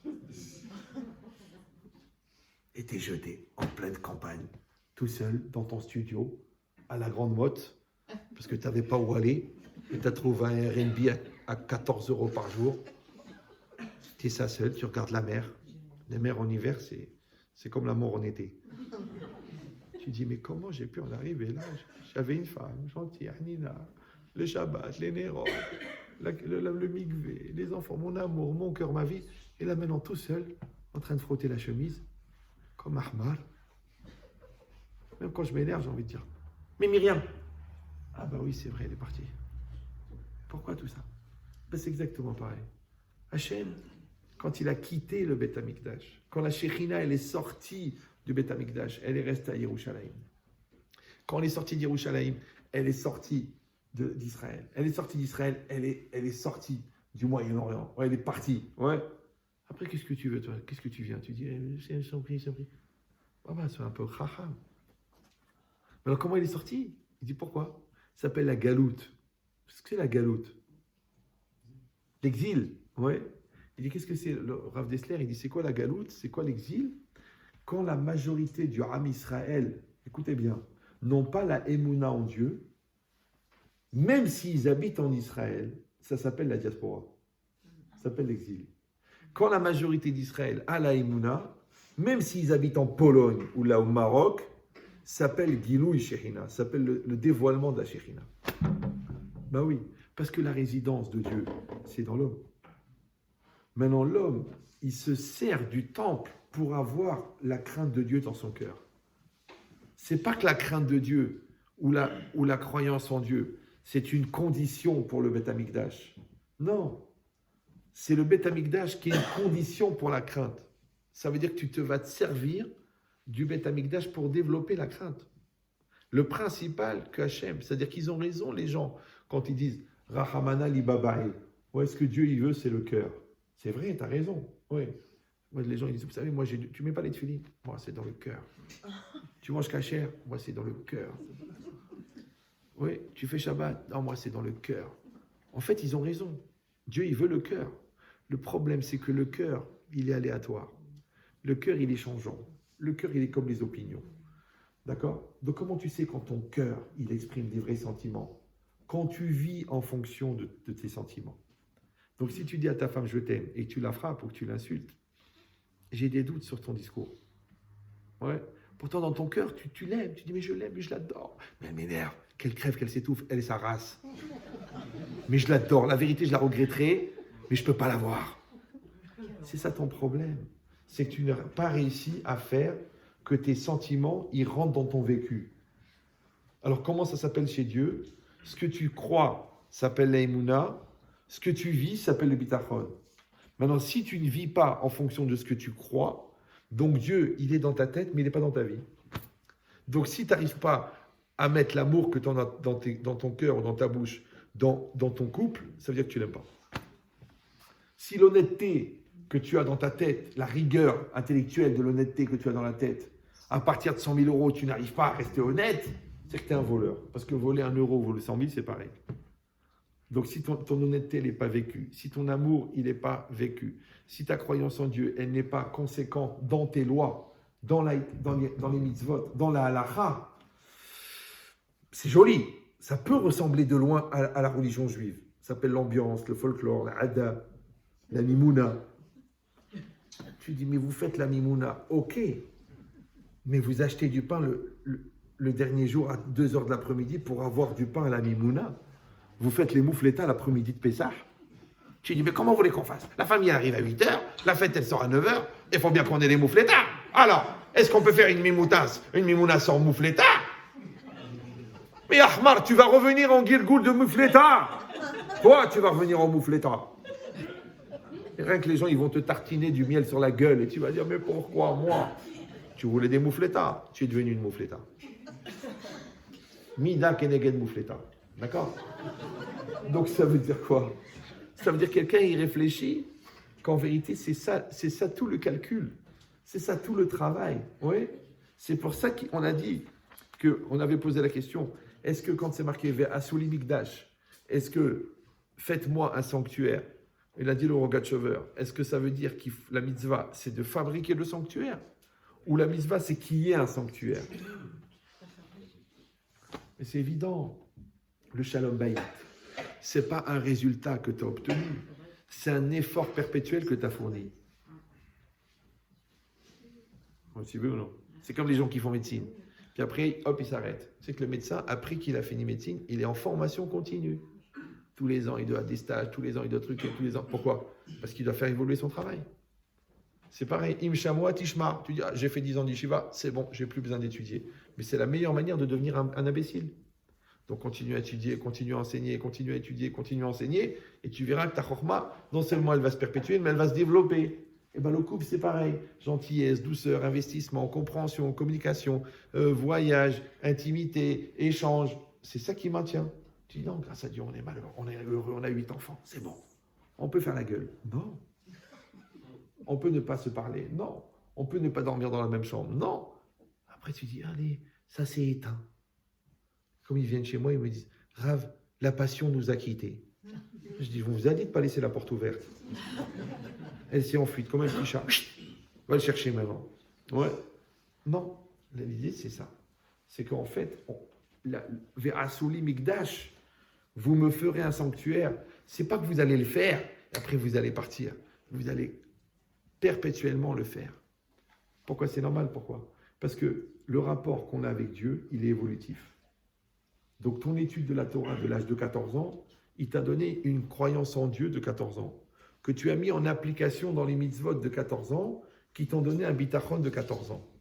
Mais l'étude de la Torah de 30 ans, ils t'ont donné une perception du divin de 30 ans, que tu en as mis en application dans un bitachon de 30 ans, qui t'a donné une crainte de Dieu de 30 ans. Et plus ça va, plus tu grandis. C'est ça, im shamoa tishma.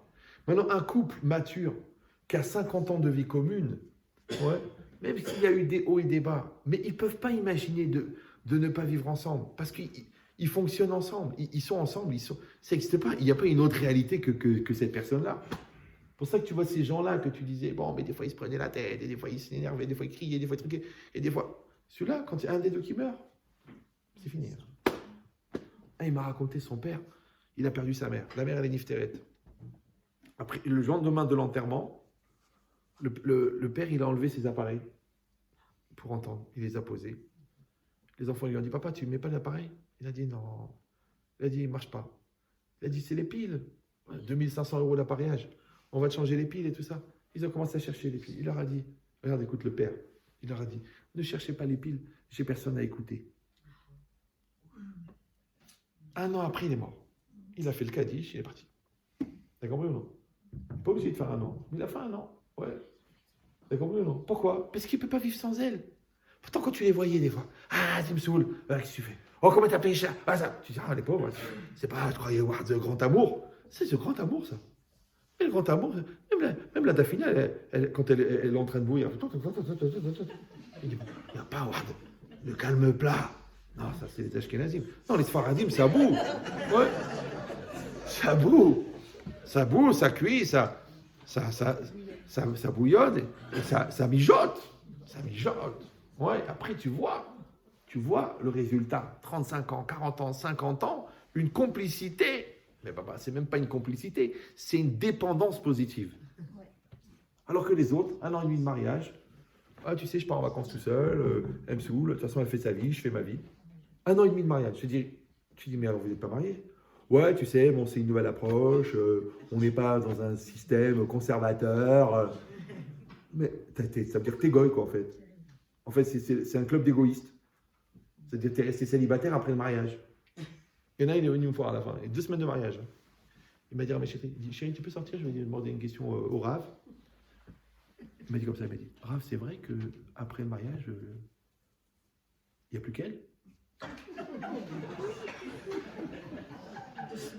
Par contre, je croyais que c'était une caméra cachée. J'ai dit.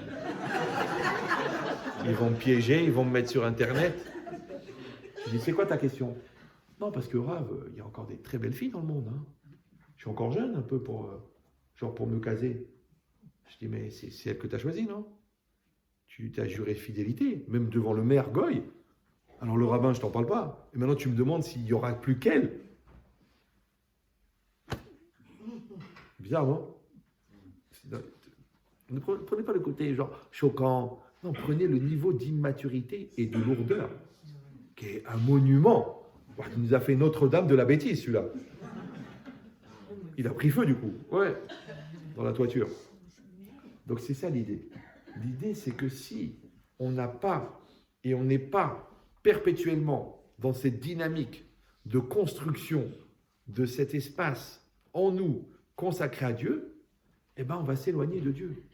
Alors quand tu t'éloignes de Dieu, tu n'es jamais très loin de t'éloigner de ta conscience, tu n'es jamais très loin de t'éloigner de tes valeurs, après tu n'es jamais très loin de t'éloigner de ta spiritualité, après tu n'es jamais très loin de t'éloigner de tes devoirs, après tu n'es jamais très loin de t'éloigner des gens que tu aimes, puisque pour s'éloigner de Dieu, il faut vraiment s'aimer à soi. Et quand tu t'aimes à toi, tu n'arrives pas à aimer l'autre. Vous suivez ou non? Donc vous avez compris que quand c'est marqué Veikrouli, ouais, Ashertikrou, mais au milieu, c'est marqué Idevenu, ça veut dire que tu dois prendre sur toi la chose, d'accord? Et ensuite mettre un sentiment dedans, d'amour et d'investissement et de sentiment, et après, tu dois reprendre sur toi encore. D'accord? Donc tu prends sur toi pour commencer, tu donnes de l'amour pour perpétuer, mais tu reprends sur toi pour que ça continue. Vous suivez ou non? C'est pour ça que c'est ce langage de Veikrouli, et après Tikrou et Terumati. Et entre les deux, comme le corps, il y a le squelette à l'intérieur, il y a la peau à l'extérieur. Les deux sont très solides, mais au milieu, il y a la chair, il y a le sang. D'accord? Donc ça veut dire que tu dois avoir une structure et une pensée et un engagement et une volonté très forte, mais à l'intérieur, tu dois avoir beaucoup, beaucoup, beaucoup de miséricorde et beaucoup d'amour et beaucoup de sentiments. Voilà. Chazak Obaou. Alors, on rappelle que Be'ezrat Hashem, le prochain cours, ça sera le 1er avril, donc un mercredi, oui, parce qu'il n'y a pas de date. Et